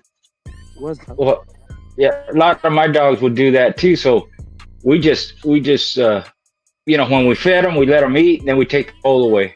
And then Yeah. during the day, we just come out and give them water 3-4 times a day. I didn't leave the bowl there because they'll break all their teeth. I feel you, but Yeah. with this one, I can't not leave water there because I'm not there all the time, you know. Oh, okay. Yeah. So, but Yeah. I can't get her to break the water. If she stopped carrying a water bowl, she's a great dog. What Yeah. about the concrete You might- bowl? Yeah, you might have to use concrete Remember, or something I made like the that. concrete bowls. I walked outside. She had the concrete bowl in the air. I was like, "Give me that before you break your teeth." And it was Yeah. a heavy concrete bowl in my eyes. But she Dang. had it in the air. I was like, "Give me the bowl," and I put the plastic, the big bucket back. I strapped it to the tree. And I walked outside, and she hanging off the bucket. I was like, "Oh my god!" I was like, "I've never dealt with it." My dogs, they don't do that. So, but it's all right. Yeah. I'll figure it out. If not, Yeah. as great as she is, she's the outcross choice. So after she has this Yeah. litter, you're going on. My buddy has a dog bred down from the Zebo, Ozzie Stevens, Andy, Longo stuff, right? And he had him chained up next to a tree. It was a good sized tree. Right. And I ain't kidding you, in 10 minutes, he chewed that tree down. To get to the bowl. Just chewed the tree in half, man. I'm telling you. Near the base. She's insane. And then, you go out there, she's hot. She can't breathe. You give her water, she drink what she want to drink, and then the bowl is on her head. I was like, oh, God. How's everybody dealing with this temperature? Oh, my God. Wait, first ask everybody where they're from. I'm going to tell you where I'm at. Right. Hey, roll call. Where everybody from? Where y'all watching from? I'm from El Paso, Texas. Oh, it's hot down there. Man. Yeah, that ain't shit, man. I'm from Phoenix, Arizona. Fuck out of here. You out of there. You out of there. Hey, what was the hottest you've seen so far, Ram? What'd you say? What was the hottest you've seen so far this year? 126. Woo! Yay! Oh my God. Ram. I'm telling you, but I am going to retire to Arizona because I can ride my bike 24/7 out there. Yeah, pretty much. Hell yeah. Hell yeah. The one rain day, maybe 2 snow days. One. We outside, baby. Rough Rider, stand up. Yeah, the bike culture big out here too, so you'll like that shit. Now what? I say the bike culture is big out here, so you'll like it. Yes, sir. I'll be out there, man. Next time I go, I'm gonna call you. I'm on Instagram you because I'll be out there, man. I'm a rough rider. Yeah. And that's Hell yeah. Yeah. I'm gonna get with you. I'm gonna come mess with you. Yeah, shit, pull up. Got Raleigh, North Carolina. Let's go. Raleigh in the building. New Orleans, What's up, Big way, Wit? Houston, Seattle in the building. It was a beautiful day up Seattle, here. what's up? Andre Beautiful. Drake. No Kendrick. I'm just playing. Kendrick did his thing on that, but still, your last name Drake. I just had to make the connection. Oh, that sucks, man. You gotta be on the losing team like that. You know what I'm saying? Because Kendrick did that shit. Hey, They Malachi not like King with the us. super They chat. not like Appreciate you, us. brother. What's up, Malachi? Dickie Foster with the super chat. Appreciate you also, brother. Dickie, what's up, Diggy, brother? what's up? Salute that two Good man. months membership too. John Kramer in the pin too. Appreciate John, all the what's up, support. John? Kramer, Diggy. Show for show. Let me see. Cecil Jackson in the building. Salute. Yeah, out here it's hot and dry. Down southeast, it's hot and humid out there. Well, right now I'm in Carlsbad, New Mexico, but It's hot there too, huh? yeah, same Yeah. shit as El Paso. I've been to El Paso a lot of times. They got good barbecue and good Chinese food too, man. And the most beautiful women in the world. I don't care what you say in Cali. That's why they're moving out here. Nah, they ain't moving out here. They're leaving. They're leaving here to go to No, there's go to more El people in El Paso. Paso. I'll be like, where you from, Cali? You Yeah. came for the women, huh? Yeah, there's an exodus from California right now. Oh, man. Well, y'all on fire on one side, underwater on the other. You can't blame them. And then every so often we got an earthquake. You know what I mean? Yeah, Come to El Paso, we have no weather, like none. All yeah, you got I is know hot. it. You get hot. It's that drive getting there where you got 5,000 miles of nothing. Nothing. That road never ends, man. You see that same fucking mountain. Last time I You drove never- out to Ollie, I was like, never again. I'm gonna fly at least to Vegas and then drive. Man, every place you want to go is hot. Vegas, Arizona. Because You I need don't that- like the cold. I'm a summer Yeah. baby. There you go. Yeah. Summer baby. I was born in June. Give me the heat. Oh, I can keep okay. it cold. That makes sense. That makes sense. Gemini life. Yeah, we were just chopping it up, Ram. What you up to, brother? Making some red chili burritos. Hell Oh, yeah. nice. From El Paso. Fuck no. No. And no, we got our own Mexicans out here. I get my recipes from. Yeah. Already. Straight from Mexico. You know what I'm saying? That's what I had today. Red chili burritos. Hell yeah, you can't never go wrong with that. Some good old Spanish rice. Yeah. I cheated on the beans today. I just put the beans out the can. I usually fucking boil my own pinto beans and make my own refried beans. That's all right. What I you ain't never saying? had a OG? bad meal. I had a bad meal in Arizona, man. No matter where I went. Hell no, that's why I'm fat now. Shit. Yeah. Too much good food. They got the best steaks in the world. I agree. I ate one of those yesterday. White borderline gonna say, well, Texas. No, man. Nah, not Texas, El Paso. There's a difference. We are part of Texas, but El Paso. God damn. Yeah, I El seen them. I seen them. Texas. And Texas trying to compete from America. Yeah, I seen them break down Texas, different areas. From America and El Paso. Yeah, I seen this video where they breaking down Texas, different areas, Austin and all that, Dallas, Fort Wallish. They didn't even mention the Panhandle up there. They was like, that don't even count, man. Hey man, but there's some dog man Terry up there in the Panhandle. Mm-hmm. Yeah, well, that's where the Panhandle boys were, and they had that champion Panama Red.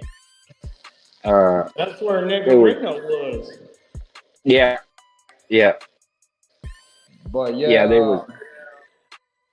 Nah, ain't nothing like El Paso. If you ever come to Texas and don't touch El Paso, you ain't been to Texas.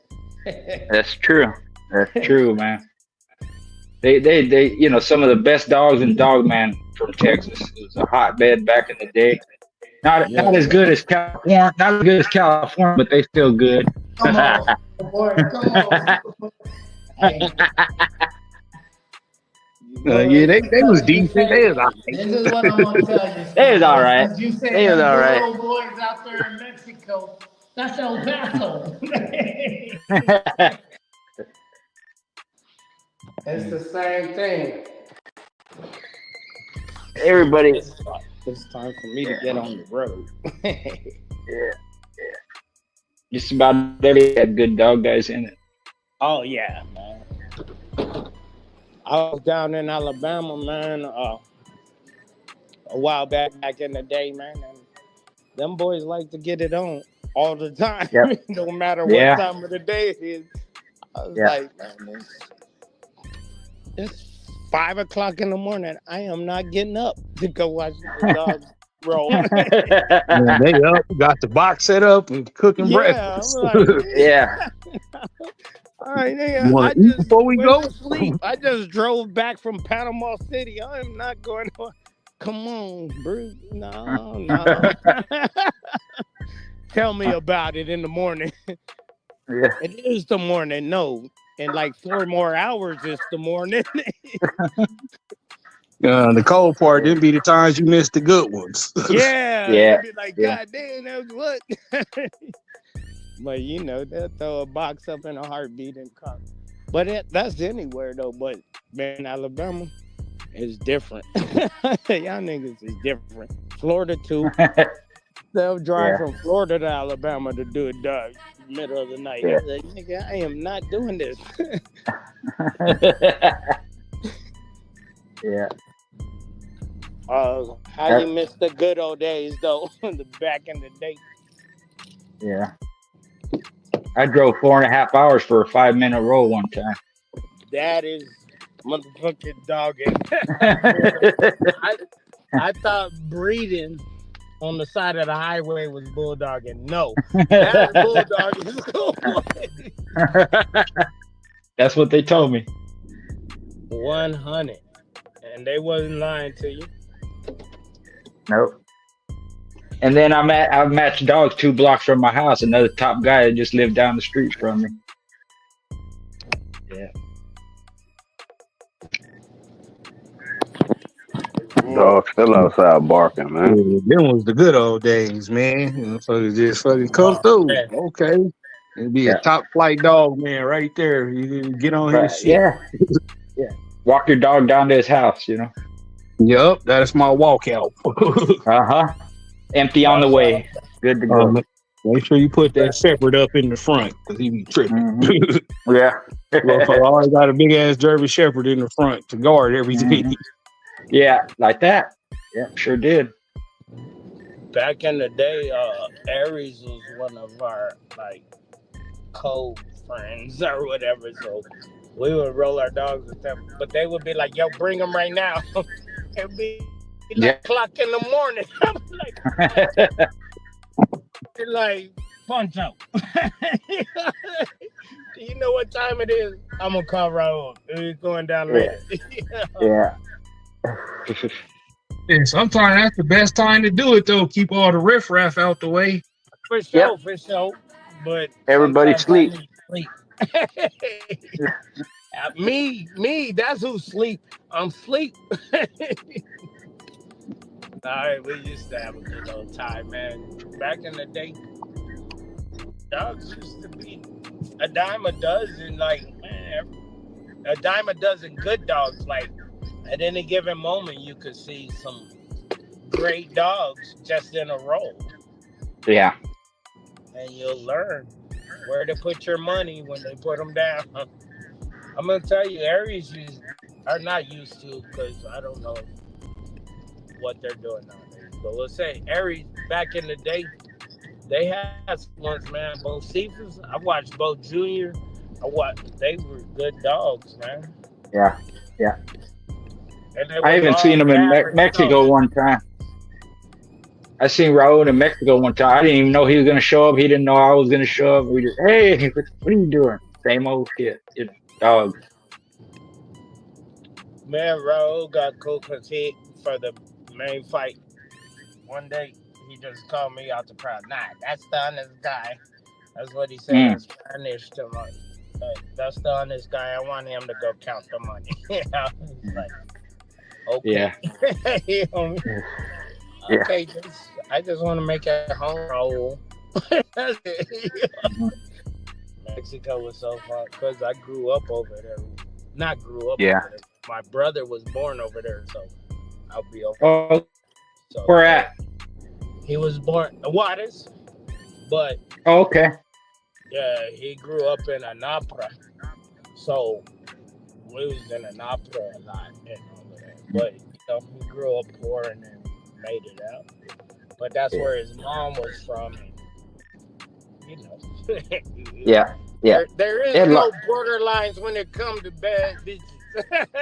Yeah, that's true. We gonna step over the border and make a baby. And that's what my dad did. And my brother. Yeah. Yeah, I used to have a lot of good shows in Juarez. I think I got a lot of good children in Juarez. Just saying. Yeah.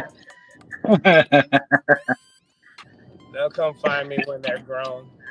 Yeah, they will. What they'll do is they'll just throw a little airplane kite over. Hey, you know my dad? Yeah. Oh, really? Yeah. I said, Son. I'm bullshitting, but I'm not. I'm on Hornito. It's not fair. Like I've been talking a lot. Let me shut up. I'm gonna be listening. I got Schoolboy Ram. I got Buck on the line. Let me hear something great.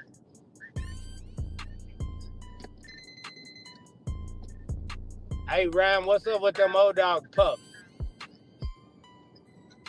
Shit, I ain't breeding none yet, man. Motherfucking bitch I was gonna use fucking ain't worth a fuck. As far as being a damn, the bitch kept smashing on her puppy.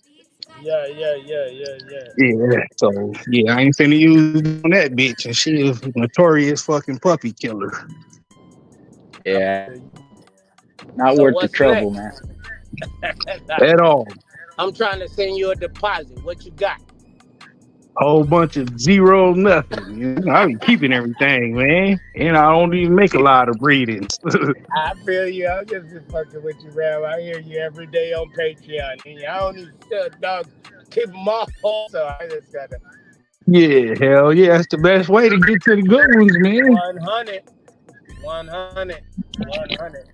And if I don't keep them on my yard, I keep them somewhere else. Yep. Exactly, broski. Oh yeah, man. I suck as a dog breeder. So I ain't telling shit. That way you know which ones the good ones are, because you got them. Oh, hell yeah. And I ain't never had to run into none of my own shit because I kept it all. Yep. That bingo check mark. That's the thing you want to see is, hey, is that mine? Let them go. Exactly. I got some other stuff I'm breeding up on. Hey, I know that. Let them go. Oh, shit. This is going to be a long one. Give me some water. Hell yeah. Oh, man. Good. Back in the day. Back in the day. Well, what's the topic? What we cooking on tonight? You bring up a topic because we done ran over all the topics we had. We waiting on Ram. I'm trying to listen. You, Schoolboy, and Buck go in. Bring up a topic, Ram. These BBL bitches getting the BBLs and they butt still stink, man. I thought it was. And wasn't it BBL? That Drake. Yeah, BBL Grizzly. Yeah, I thought niggas was just hating on them until I smelled one. Oh man, you know I still hit it because I was there. I'm gonna tell you, the thing is now. These don't want to work for it. They rather we already in the box, so I got a scratch. Yeah, too late. Go on, give it to me. Yeah, but it was boy, like goddamn. My stomach hurt. I'm banging against rocks. Straight up. I had to flip the bitch over and hit her from the front. The BBL, the whole point I was there though, to hit her from the back. Yeah. Turnover. Why? Because this shit ain't feeling right. Yeah, this shit is not the smell I was hoping for. It looked good, but nah. Yeah. Right. That's the shit I be going through during the week. My dog life is not interested at all compared to my regular life. I feel you.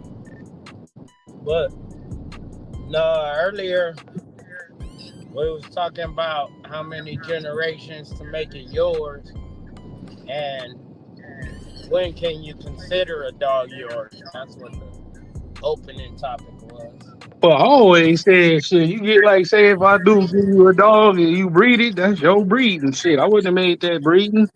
I wouldn't have got 100. somebody to breed them That's to what me. I Shit. said. Now, if you got like dogs from a breeder didn't made to breeding, some shit he would have did, then you kind of don't get no credit for that. So that's some shit he would have did still. Yeah, So it kind of, if you continue on with that, for a couple generations, it's yours for sure. You right. know, but So if you just in the man you got the dogs from, you doing his job for him. this is the point I brought up. I was like, hey, if you sold somebody two dogs and they decide to breed them together, and all the dogs is 100 choppers, you take credit for that? Or on the other side, if all the dogs are zero, do you still take credit for it? Because if you take credit for the winners, you got to take credit for the Gotta take losers. credit for the curse too. Yeah, so Yep. So maybe I, it's a reason that man didn't breed his dogs like that. right, I wouldn't have. I've been like, I wouldn't have did that shit. That's your dog. But Yeah, like at the no, same not time, to I'd have been fucking like, hold that them was a two good together. choice. Good job. I'm gonna stand behind you.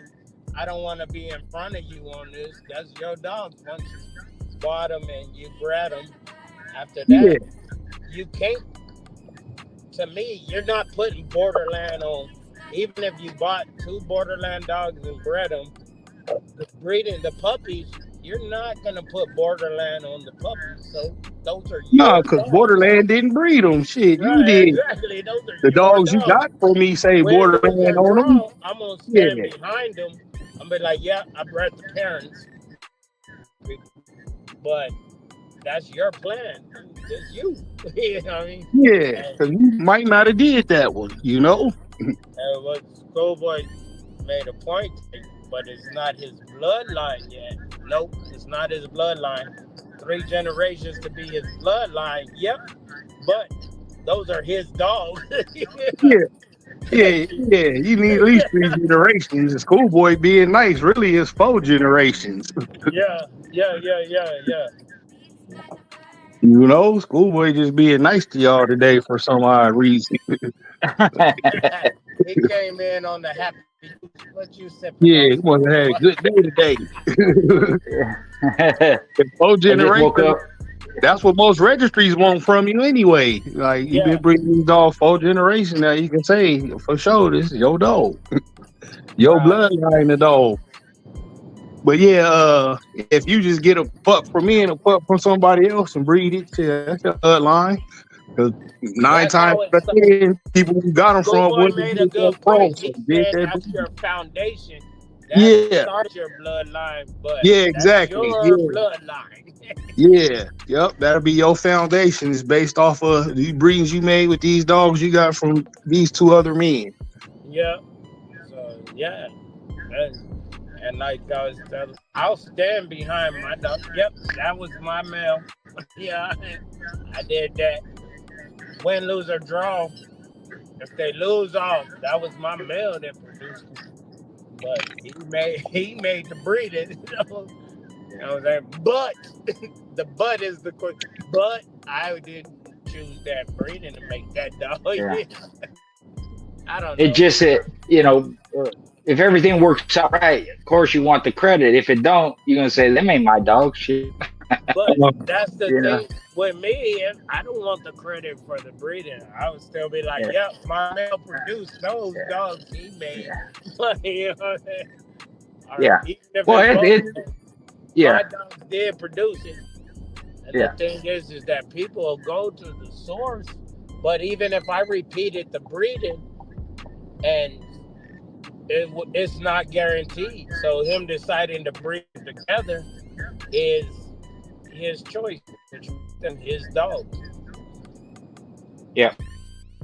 His bloodline in my eyes, and I wouldn't stand in front of him on it. I wouldn't be like, Yeah. nah, those are my dogs. I'd be like, I wouldn't, Yeah. because chances are I probably wouldn't have went that way. Yeah. I mean, it's pretty cut and dried. It's just Yeah, people want to change it sometimes if it don't work out. But it is what it is. That's why I said if yeah. you're a I dog guy mean, with like, it experience, might take you know three what's up. generations for anybody else to recognize, but Yeah. you and me both know that you bred them dogs, even if it's your name and then Borderland on the top, Borderland on the bottom. You decided to make that breed, and that's your dog. And that's all I say about to Yeah. anybody, because chances are I would have never thought, hey, these two, let me breed these Yeah. two puppies together. I might And if have. it work, then you could do it yourself. Shit, he just Yeah, saved I'll be you like, some oh shit, time, you yeah, I'm know? gonna bring you the source. But there's still no guarantee it'll be the same. You Yeah, know what I'm but saying? it's a chance though, you know. You Oh got to yeah, see a something high they feel chance, in a the high kid. percentage chance. But then those are my dogs bred like that dog. Like, oh yeah, Grand Champion so back in the day. Yeah, yeah. Well, this is Grand Champion so's brothers, different litter. You know what I'm saying? But it's still guaranteed that if I breed them, and you know what I mean.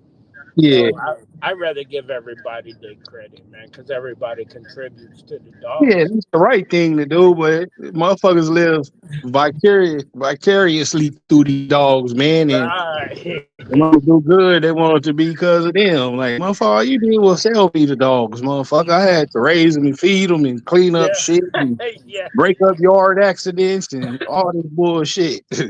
Everything that comes behind them. And that's Yeah. what I'm saying. Like, that's the history of the dog. But the same thing you're doing with those dogs, I did with their parents, grandparents, great grandparents. You know what I mean? So now it becomes the fact that it's just, hey, that's your dogs going forward, but just don't forget the history of the dogs, and I won't forget that those are your dogs going forward. You know what I mean? Win, lose, or draw. Because 9 times out of 10, somebody might grab a great dog out of one litter you have and go all the way with it, but you really can't take the credit for it. You could be like, I bred the dog. That's the credit you get from it. Other than that, that's they put in the work. They did the groundwork. They did the everything to win that treadmill race. You didn't win that treadmill race. You don't even breed dogs for treadmill race. You know what I'm saying? It's like at some point you just got to treat it for what it is. That's just me though, and that's what the topic was.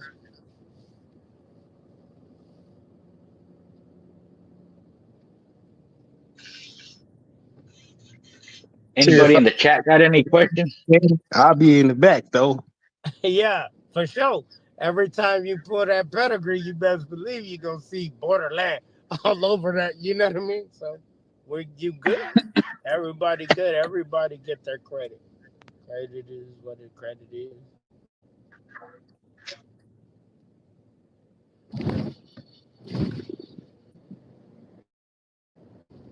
Yeah. Anybody? That was a good question. I can't even see because I'm driving. But anybody in the chat got questions?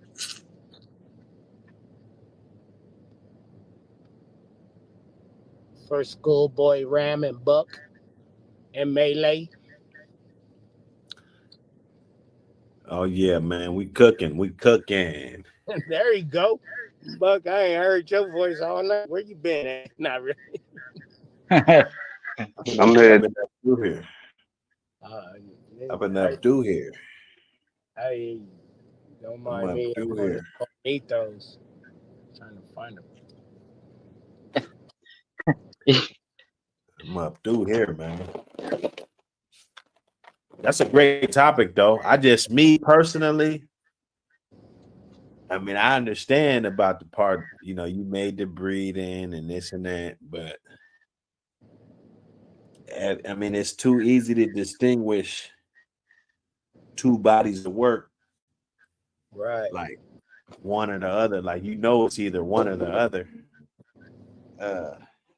Versus, let's say you did a couple crosses and you like two, 3 generations in to where you took this dog to this dog, like Yeah, that's that definitely breeding your can't work. really get done no more.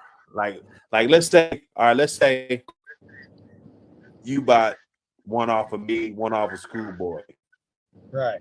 But it was a whole litter. He had 10 pups, I had 10 pups. Somebody literally could come back and do that same breeding. You feel me? Without you, though.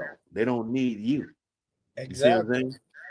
So therefore, that's why I say you got to be more generations, because if you more generations, he can't do that. Like, there's breedings that you could do on your yard that nobody else can do. Nobody else can duplicate that, Period. But because check that's this out, though. your shit. Like I said earlier, but let's put it in like live perspective. Say one person bought a male and female from you, and another person bought a male and female from you. Now, both of them bred them both together, right?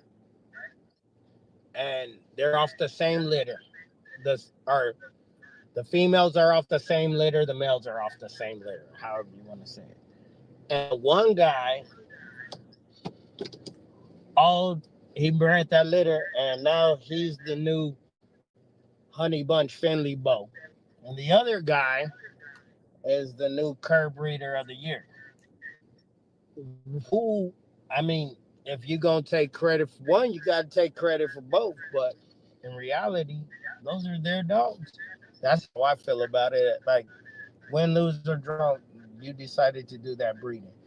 Even if both pairs of dogs are off the same litters, and both pairs of dogs have the same genes, and one litter just had 8 grand champions, and one litter had 8 cold dogs, it's the same thing. I'm not standing on either one.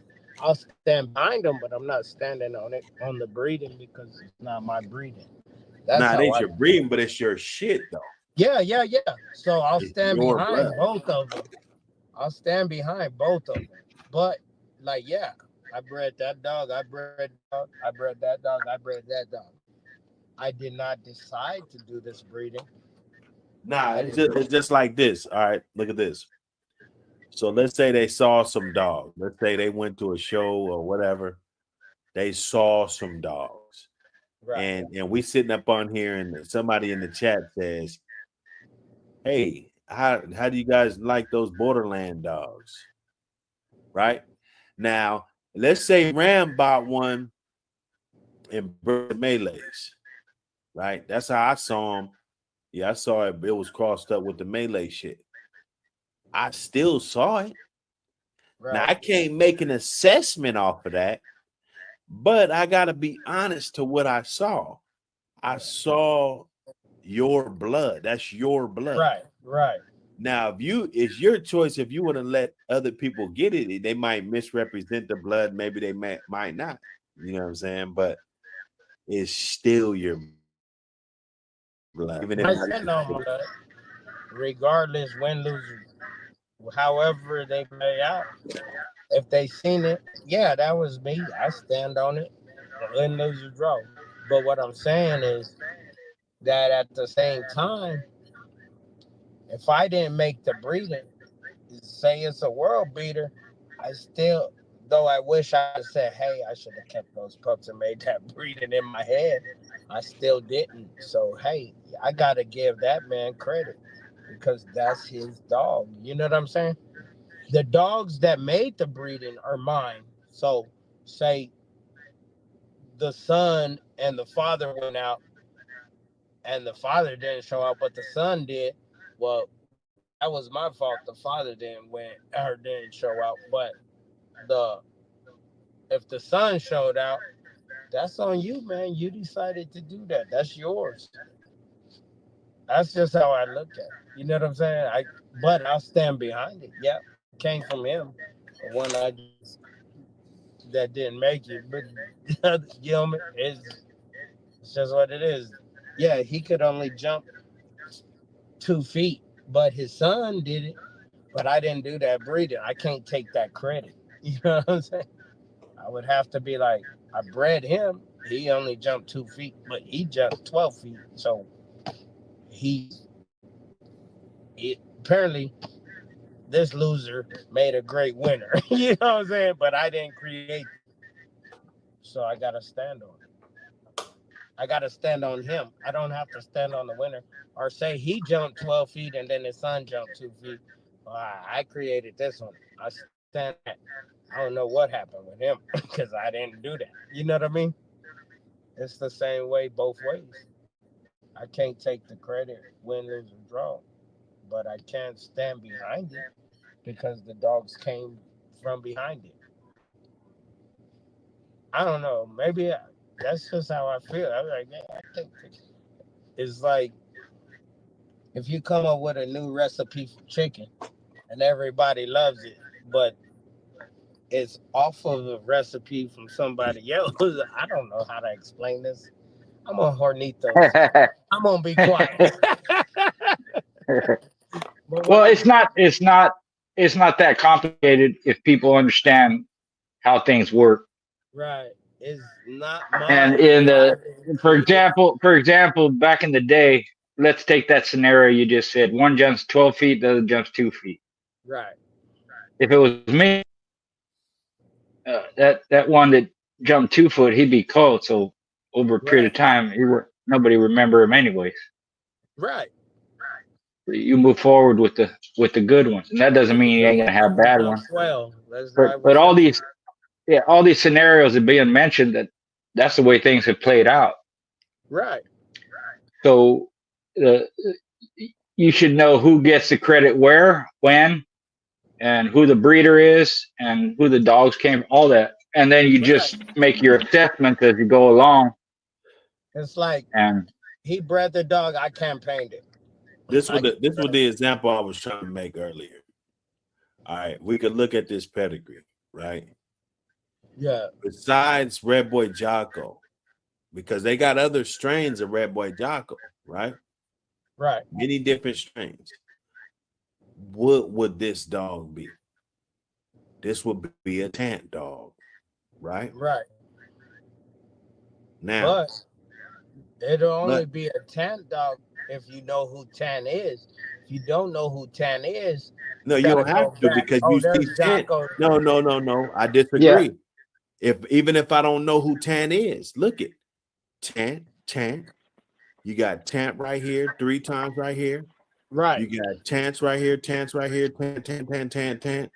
got a Yeah, little bit of tant way back here, bro. he 3 I generations don't deep. have to Yeah, know yeah. him. I Yeah, don't have yeah. to But the know him. first thing I'm gonna say, I mean, I understand what you're saying, but first thing I'm gonna say is if I didn't know who Tant was, I'd be like, Triple A and Yellow John. I don't know who those dogs are. I don't know that. Oh, I know this dog.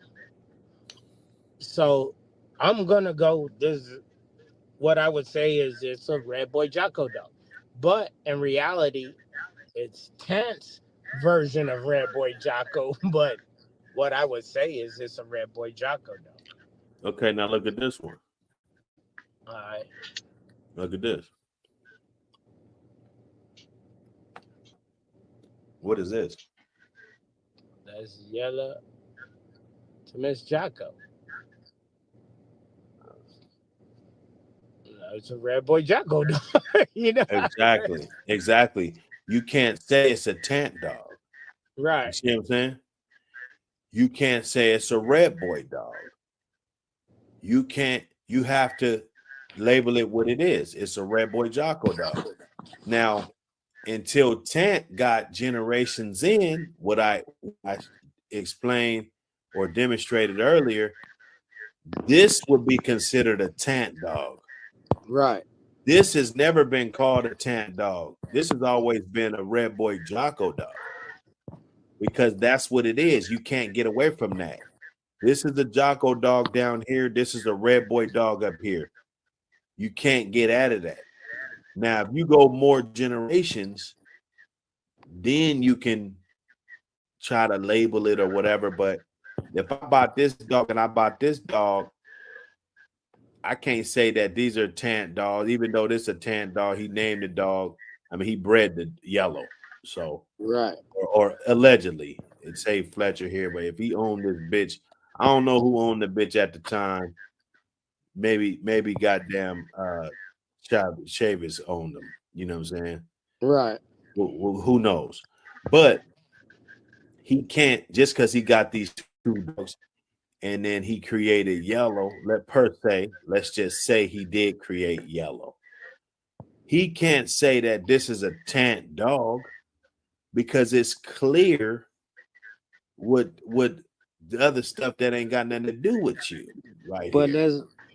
let's do this. Yeah. No, you're right. Because You're right. everybody And knows- what that is what we were talking about earlier. That's the foundation. That's where it started. Right. So it's not a Tant dog yet. Right. It's not that bloodline. It's from Tant, or he made the breeding or whatever. But in comparing of what we were talking about earlier, Tant needs more generations than that before you call it a Tant dog. Right. So But if that's what he started with, that's his foundation. That's where he started. But Right. everybody knows his dogs. I'll give you that. Yeah. Pull up 845676. Whereas the other example you gave, yeah, that's a Tant dog because it's got 2 or 3 generations or 4, whatever it is, of his breeding. Even though he threw Buck in there. The other pedigree you showed. Now at this dog, what would you call that dog?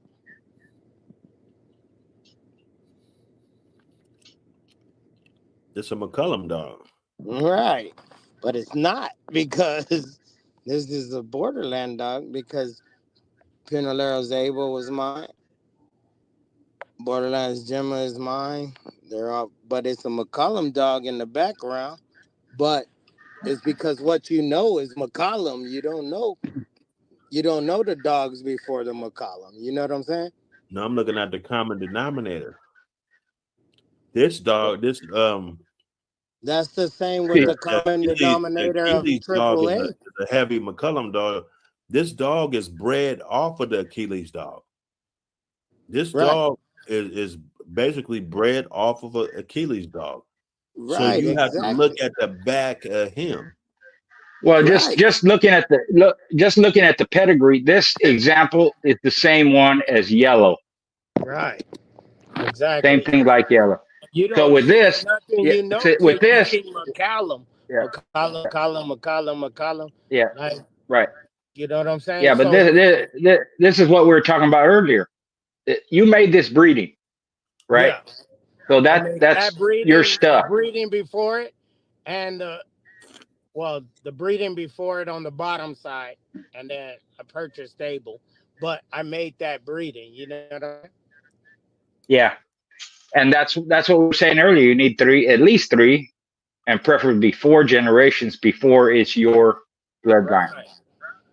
Right. And I'm assuming you did that.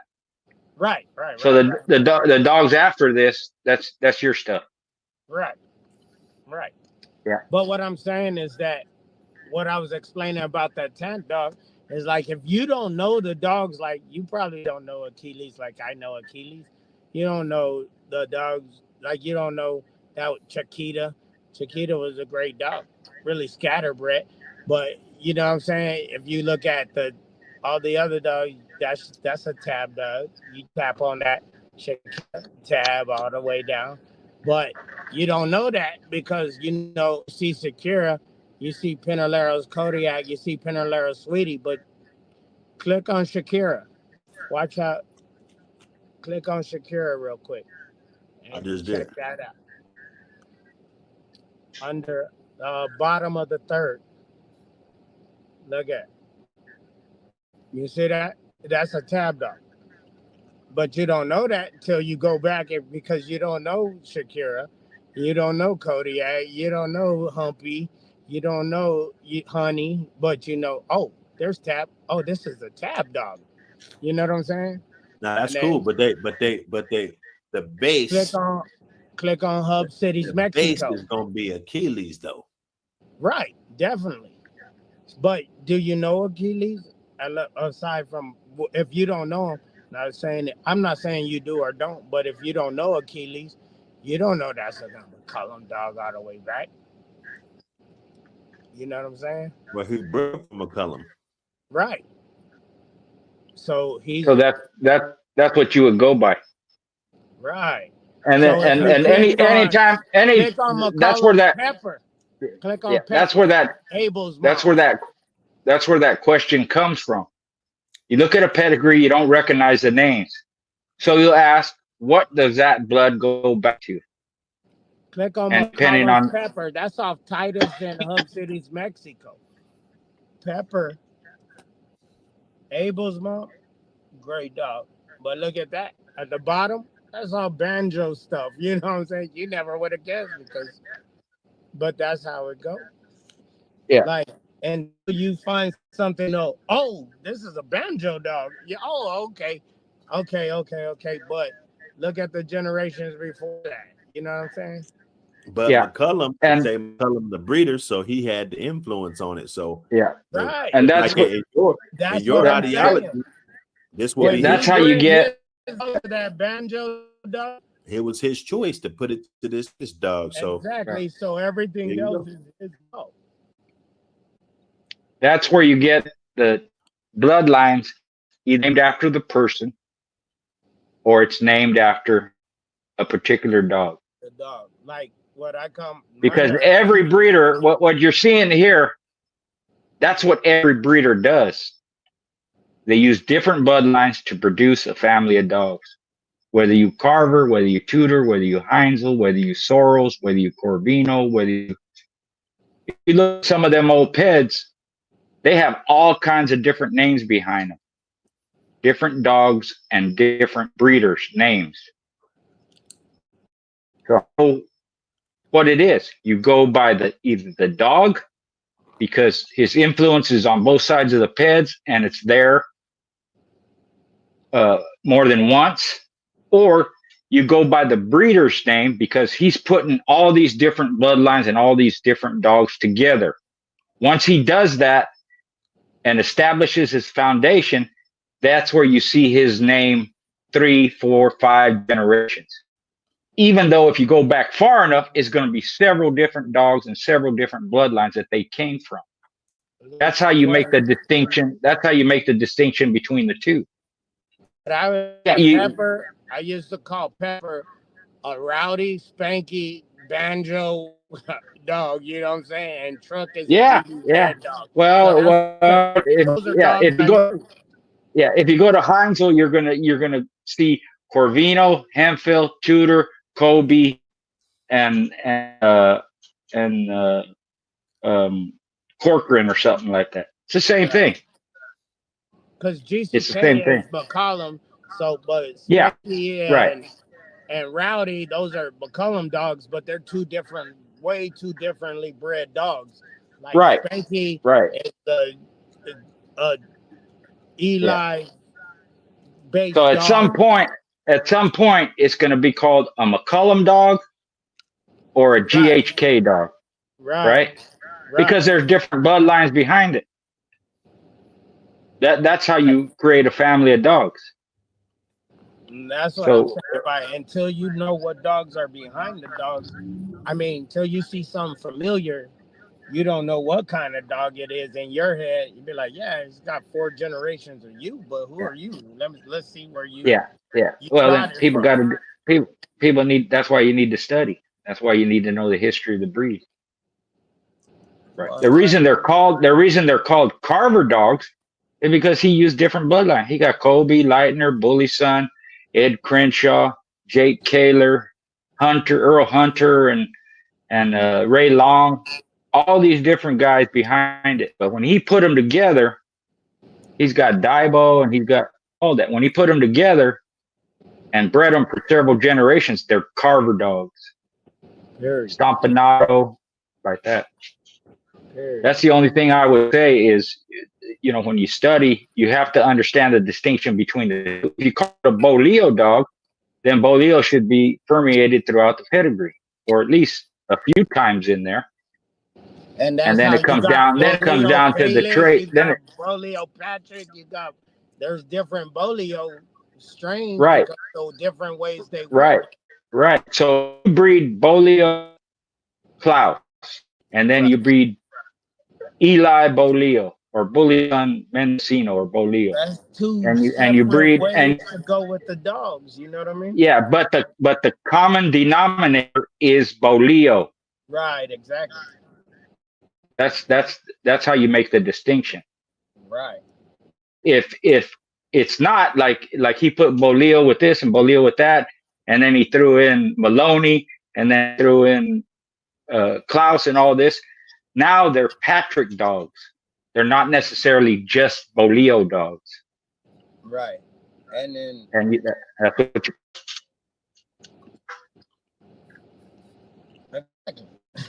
and then you follow the traits you want. But right. What I'm saying is that I can't call, because Randy probably wouldn't have went this way with those dogs. You know what I'm saying? Right. That Pinalero went and the went with it. And yeah, I followed the bloodline, but it's still look at this dog. So when you establish your borderland family of dogs, right, and someone asks you, where does your dogs go back to? Where do they come from? McCollum. What would you say? McCollum? Yeah, McCollum, because McCollum has a breeding program of his own. Yeah. So once I got the McCollum dog, they come from McCollum. You know what I'm saying? There you go. Or so my dogs are of Achilles. You know what I'm saying? This is Achilles. Well, you can do that too. You could do that within your own family of dogs. If you're basing most of them off of Achilles, then your dogs go to Achilles or Achilles. But Achilles goes back to McCollum, so you can go either way. But to me, you can only go either way if you keep Achilles as the base, as the foundation. Exactly. And so Achilles is the foundation of my dogs. My dogs I have now. Achilles is the foundation. So my dogs are Achilles dogs. But what's Achilles? You don't know who Achilles is. It's McCollum's dogs. So you go find, you know what I mean? And then you could go back. Where the McCollum's dogs come from? Well, Eli Jr., there, you know what I'm saying? And it goes back and forth. And it's all about what you recognize as the dog that is your foundation. But everything after Honey Bun, Abel, and Achilles, those are borderland dogs, because ain't nobody else ever made these breedings ever and can't. You know what I mean? Yeah. So that's how I look at it. That's why that was my point in there. Like, I can't take credit because Randy couldn't take credit for this. Pinalero can't take credit for this. As we work together. And do you have at least 3 generations of your breeding? Oh, I got 5 generations. That was just okay. Then example where it's just me. That's when you can call them borderland dogs. Right. That's what they are. Right. But that was where I was like, well, let's take this one where I was bringing my thoughts, and then I purchased another McCollum dog, and then You don't think you got to infuse something different in there, though? That what? I don't think you got to infuse, because he said the three generation rule, right? That I think I have, like, going forward, I have infused, But I infused it. That's what Pinalero did. If you What look do at you the mean? pedigree, like they ran heavy McCullough, but they added Okay.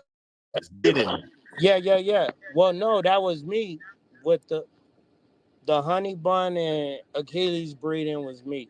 I had honey bun.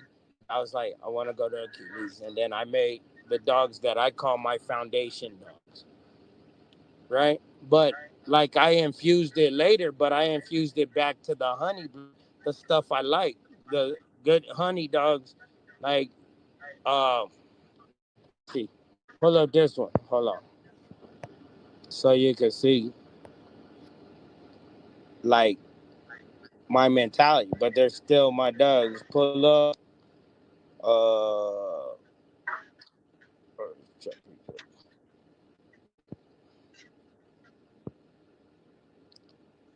pull up A89568. Let me find out. Easy out there breeding good dog. don't don't tell nobody. Pull up I won't. A8. That's the whole part. I won't. I'll be your DMs trying to get one. Oh, I got you, brother. Anytime. What's the code again? 889568.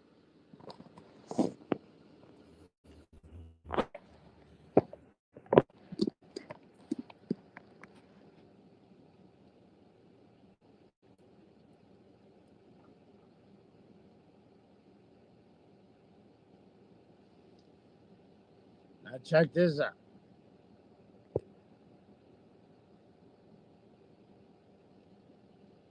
Now, if you check this out, you see the common denominator in my dogs and the dog I bred to is Shakira. Remember, we just went back down to Shakira's blood and Matumbo. All of, if you follow that back, that's all the same blood, but it's a different aspect I brought back in. You know what I mean? You look at Honey Bun, which was Honey Bun bred to Shakira. I did that breeding. And then you look at the uh, up top, Chapo is Shakira, bred to Matumbo, up top, Wrangler. And then Dirty Sally, I brought back in the out that McCullum's let out was for, which made Greasy, you know what I'm saying? Which was basically, if you look at it, that's just, you follow it, you find good ones, you keep going. That's it. But my point is that from even the dogs that came off of this are borderland dogs, you know what I mean? Regardless of how you call it. They're just Shakira focused, but they're borderland dogs. That's what they are.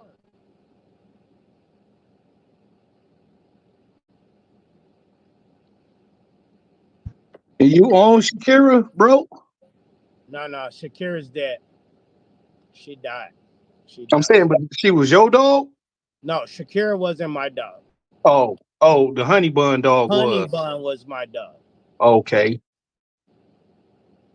And you took honey bun back to her daddy. Right. All right. And Yeah, that was then smart. Doubled and up then, on it. right. And then you look at uh the breeding I did here was is for is just a great breeding. And then I even took Goldilocks to Goldilocks' brother, and I got that. And they, man, I'm like, woo, I'm just saying, it's a science to this shit. But Yeah, this, right. I did this breeding because I know the out has to come back. Matter of fact, scratch all that. One more, and then I'm done. So we good to hear somebody else talking. You keep wanting to hear me and schoolboy talk. We talk all the time. We say we like hearing other people's shit too. Sure, yeah. This one did that. Pull up 889978. This is one y'all remember I was This is the breeding I was doing on the side of the road.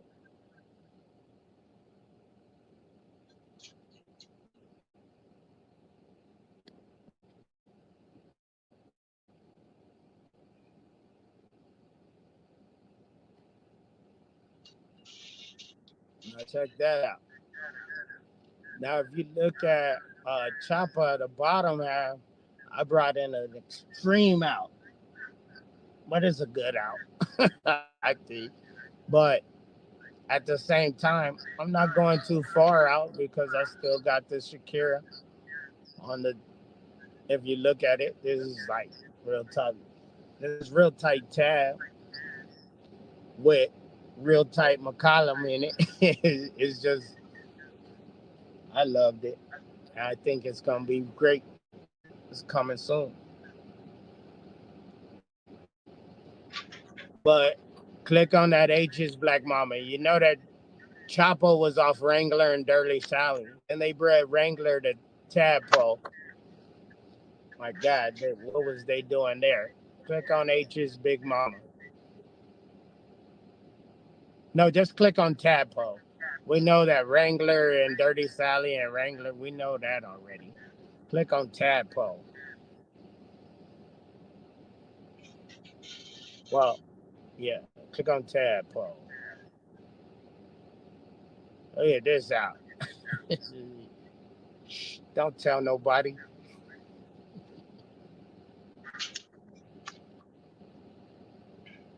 It was a dope breeding. That Yeah, Wrangler that's and a good out Tadpole. to put in there. Hell yeah. That Wrangler and Tadpole was a great breeding. It's all Kermer and all Garner on the bottom. You know, it was a good one. That's a good one. That breeding coming soon. And then up top, all junior, man. You know, that's the eighth out. And I think that's the out I need. Then I'll sling that if it worked out how it's supposed to. You already did that breeding? Yeah, it's on the way. It'll be Oh, here tomorrow. okay. It'll That's be the Yeah. here. one you did on the side of the road. Yeah, remember? I Yeah, was like, hey, yeah, y'all, hold yeah, on real quick. I got to do this breeding. That's what I was doing. This breeding right yeah. here. Junior Okay. to Champa. And I own Chapo. I didn't breed Chapo, but she's Borderlands Chapo, even on the pair. But what I'm saying is, if you look at it as Chapo to Big Mama, Big Mama is Wrangler to an all Kermer and Tadpole out. This is a great breeding, I think. And me, but the thing is that if you don't know who Borderland is and you don't know who Planero is, what is this? It's a McCullum McCurmer Garner dog. That's what people would call it. You know what I'm saying? Even though they're Hmm. way back there. That's the point I'm saying.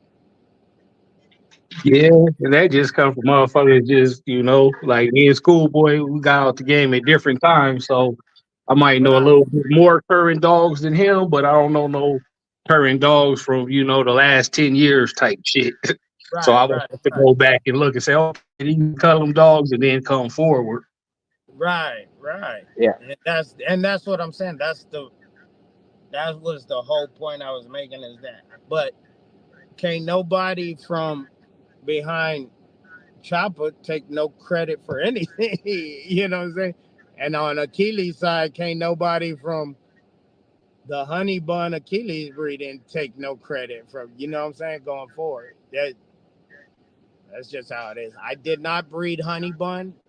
I did not breed Achilles, but I owned honey bun from birth. So how can I give credit to anybody else for these dogs? How can anybody else take credit? They bred the dogs behind them going forward. Win, lose, or draw, those are my dogs. Now they will stand behind it like, yo, he's breeding good dogs because they know the dogs personally. You know what I'm saying?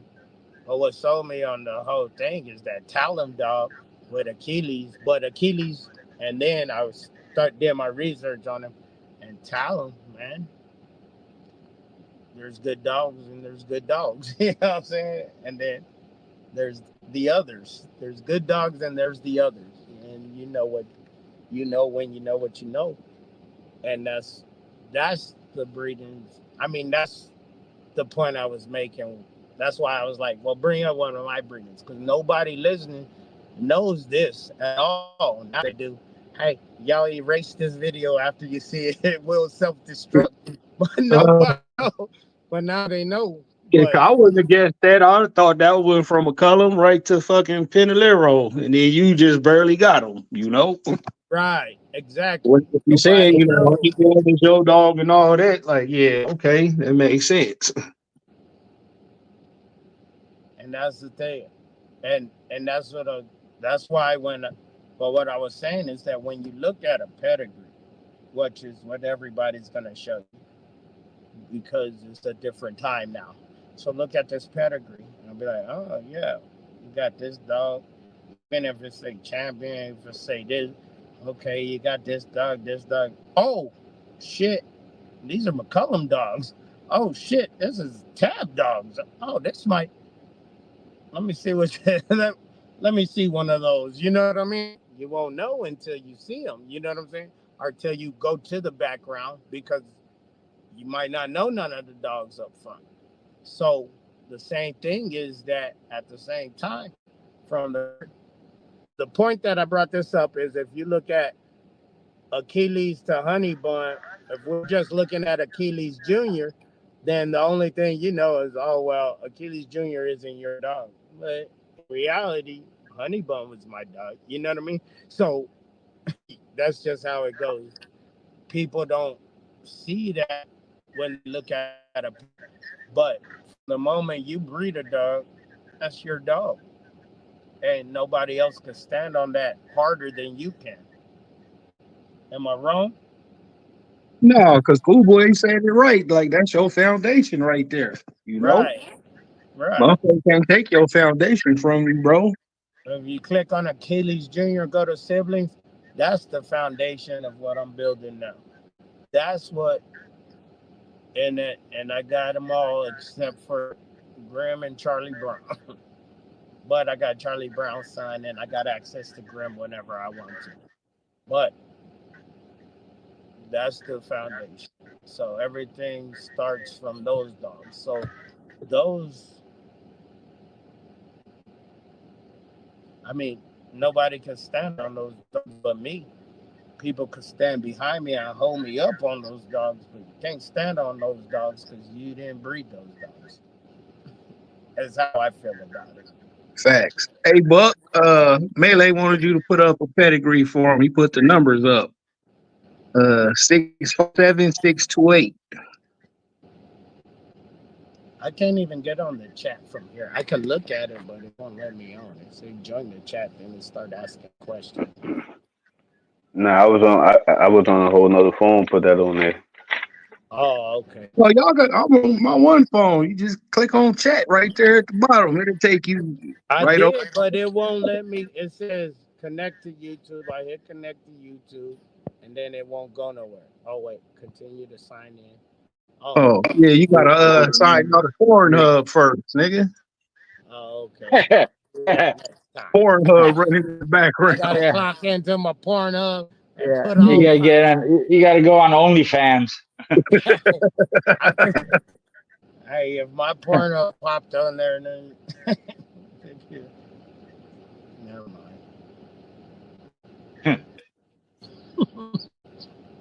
Let me see. Yeah, Let's 6'5" and 6'8". Yeah, what we got there. Oh, nice. Jibs.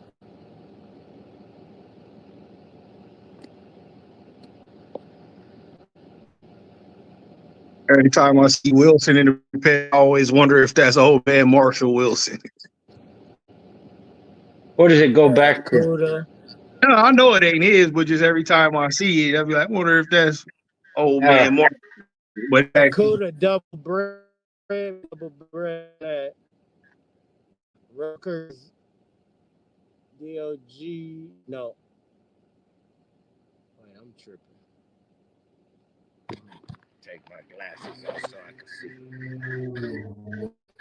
That's what I got to do. Super nice little May. Barracuda. Like some slap, right, man? Yeah. I know, right? I'm looking like some slizzap. That big head boy, that's that shit right there, boy. Click on it. I remember big head boy. That's that Macho Bucks littermate sister back to Barracuda. Yeah. Okay. Yeah. That's what I was saying. That Y'all boys got some nice bred dogs out there, man. It's good to see the game still going on. what's this bottom side? That's nice. That's a good looking dog right there.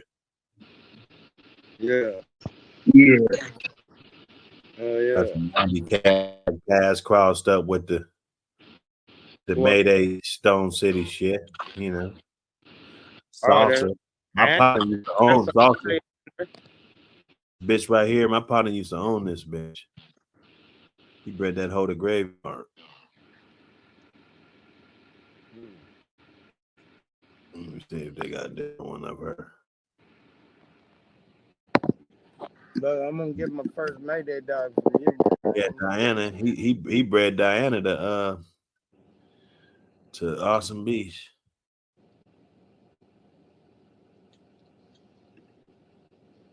Yeah, them were some good dogs right there, man. Haunch. You know, I'm gonna do one on we're gonna talk about these frozen semen breedings and different stuff because I don't knock it at all, but I definitely want to get to the dogs that's not off frozen. You know, because if it's not off of frozen, to me, that means that those dogs Continue. have continued for real though, in real time. I believe in frozen. I got frozen. I believe in it. It's advantage. You know, it's a good advantage. Oh, I wanted to give you ups too, because you put me into something. I got the cryogenics. I'm freezing my own now. Oh yeah, you're on Yeah, it, huh? yeah, you put me on it. I was like, what? You can do this? Let me figure it out. Oh And yeah, then you could get the storage Amazon, and then you just gotta go buy the nitrogen. El Paso nitrogen ain't shit in El Paso to buy it. So you know what I'm saying, you just gotta redo it every uh some 6 months, but the one I bought is every 12 months. You just gotta put the nitrogen in there. And it's yeah. but Nitrogen, you put me Hey, on Buck. though, because remember who is talking? So That's dope. Hey, Buck, pull up 270-984. You guys got to put it in the black thing. All right. I ain't gonna even look at no number. oh, that's What is right. it though?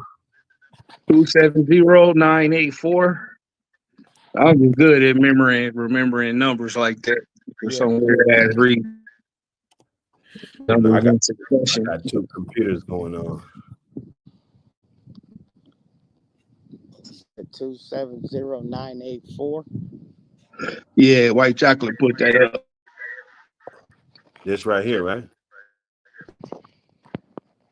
Shit, I don't know. I was just saying that for one of the brothers in the chat. Shit, Two seven zero look correct, you know. 9 8. Yeah, Good luck, brother. I see you. some Hammonds in there. Got some, you know. Oh, that spike goes back to Skull a lot, I think. Click on that spike real quick. That Brudro spike. That's a skull dog, I believe. I think that's Debo, brother. Yeah. No, it's Maverick straight off. No skull. Never mind. I thought that, but that's still dope. Oh, T Bud is in there. That's a Maverick ass dog. I think Skull is off Maverick, ain't he? Yeah, I think they're like, I know that Skull is related. Well, definitely related to this dog. like tight related. Like a half brother. Yeah.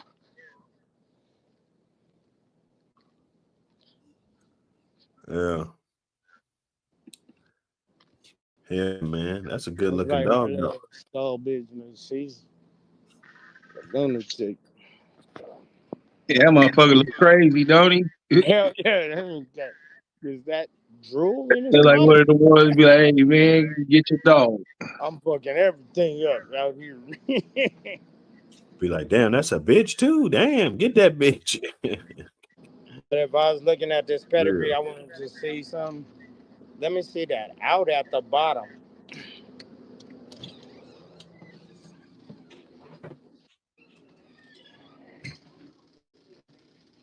That is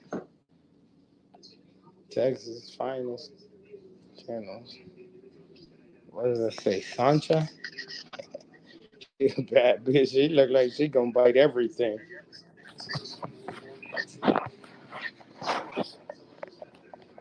Everything you put in front of her, she bite. That's somebody in the chat's dog? Yeah, white chocolate. I don't know if it's his dog or not, but he said put it up there.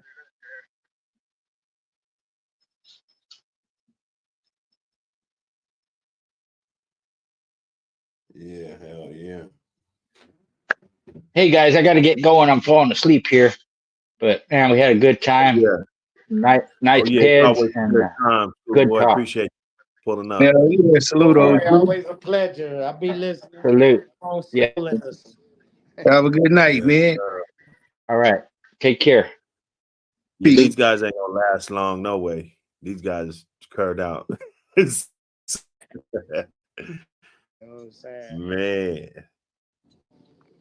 Hell yeah. That was chocolate dog, you said? Well, he said he posted the numbers. I don't know if it was his dog or not. Oh, okay. Red dog. Yeah, good dog. Hell yeah. Good dog, man. Yeah, now we cook. Man. Why not? You know? Hell yeah. Hey man, but I'm gonna get my first Mayday dog after you. As long as it ain't 50 pounds. I'm a little Hey man. Some of them run big and stuff, bro. You know, He told how me, they work. I'd be lying if I said money didn't change me and turn my back on these streets, 'cause they raised me.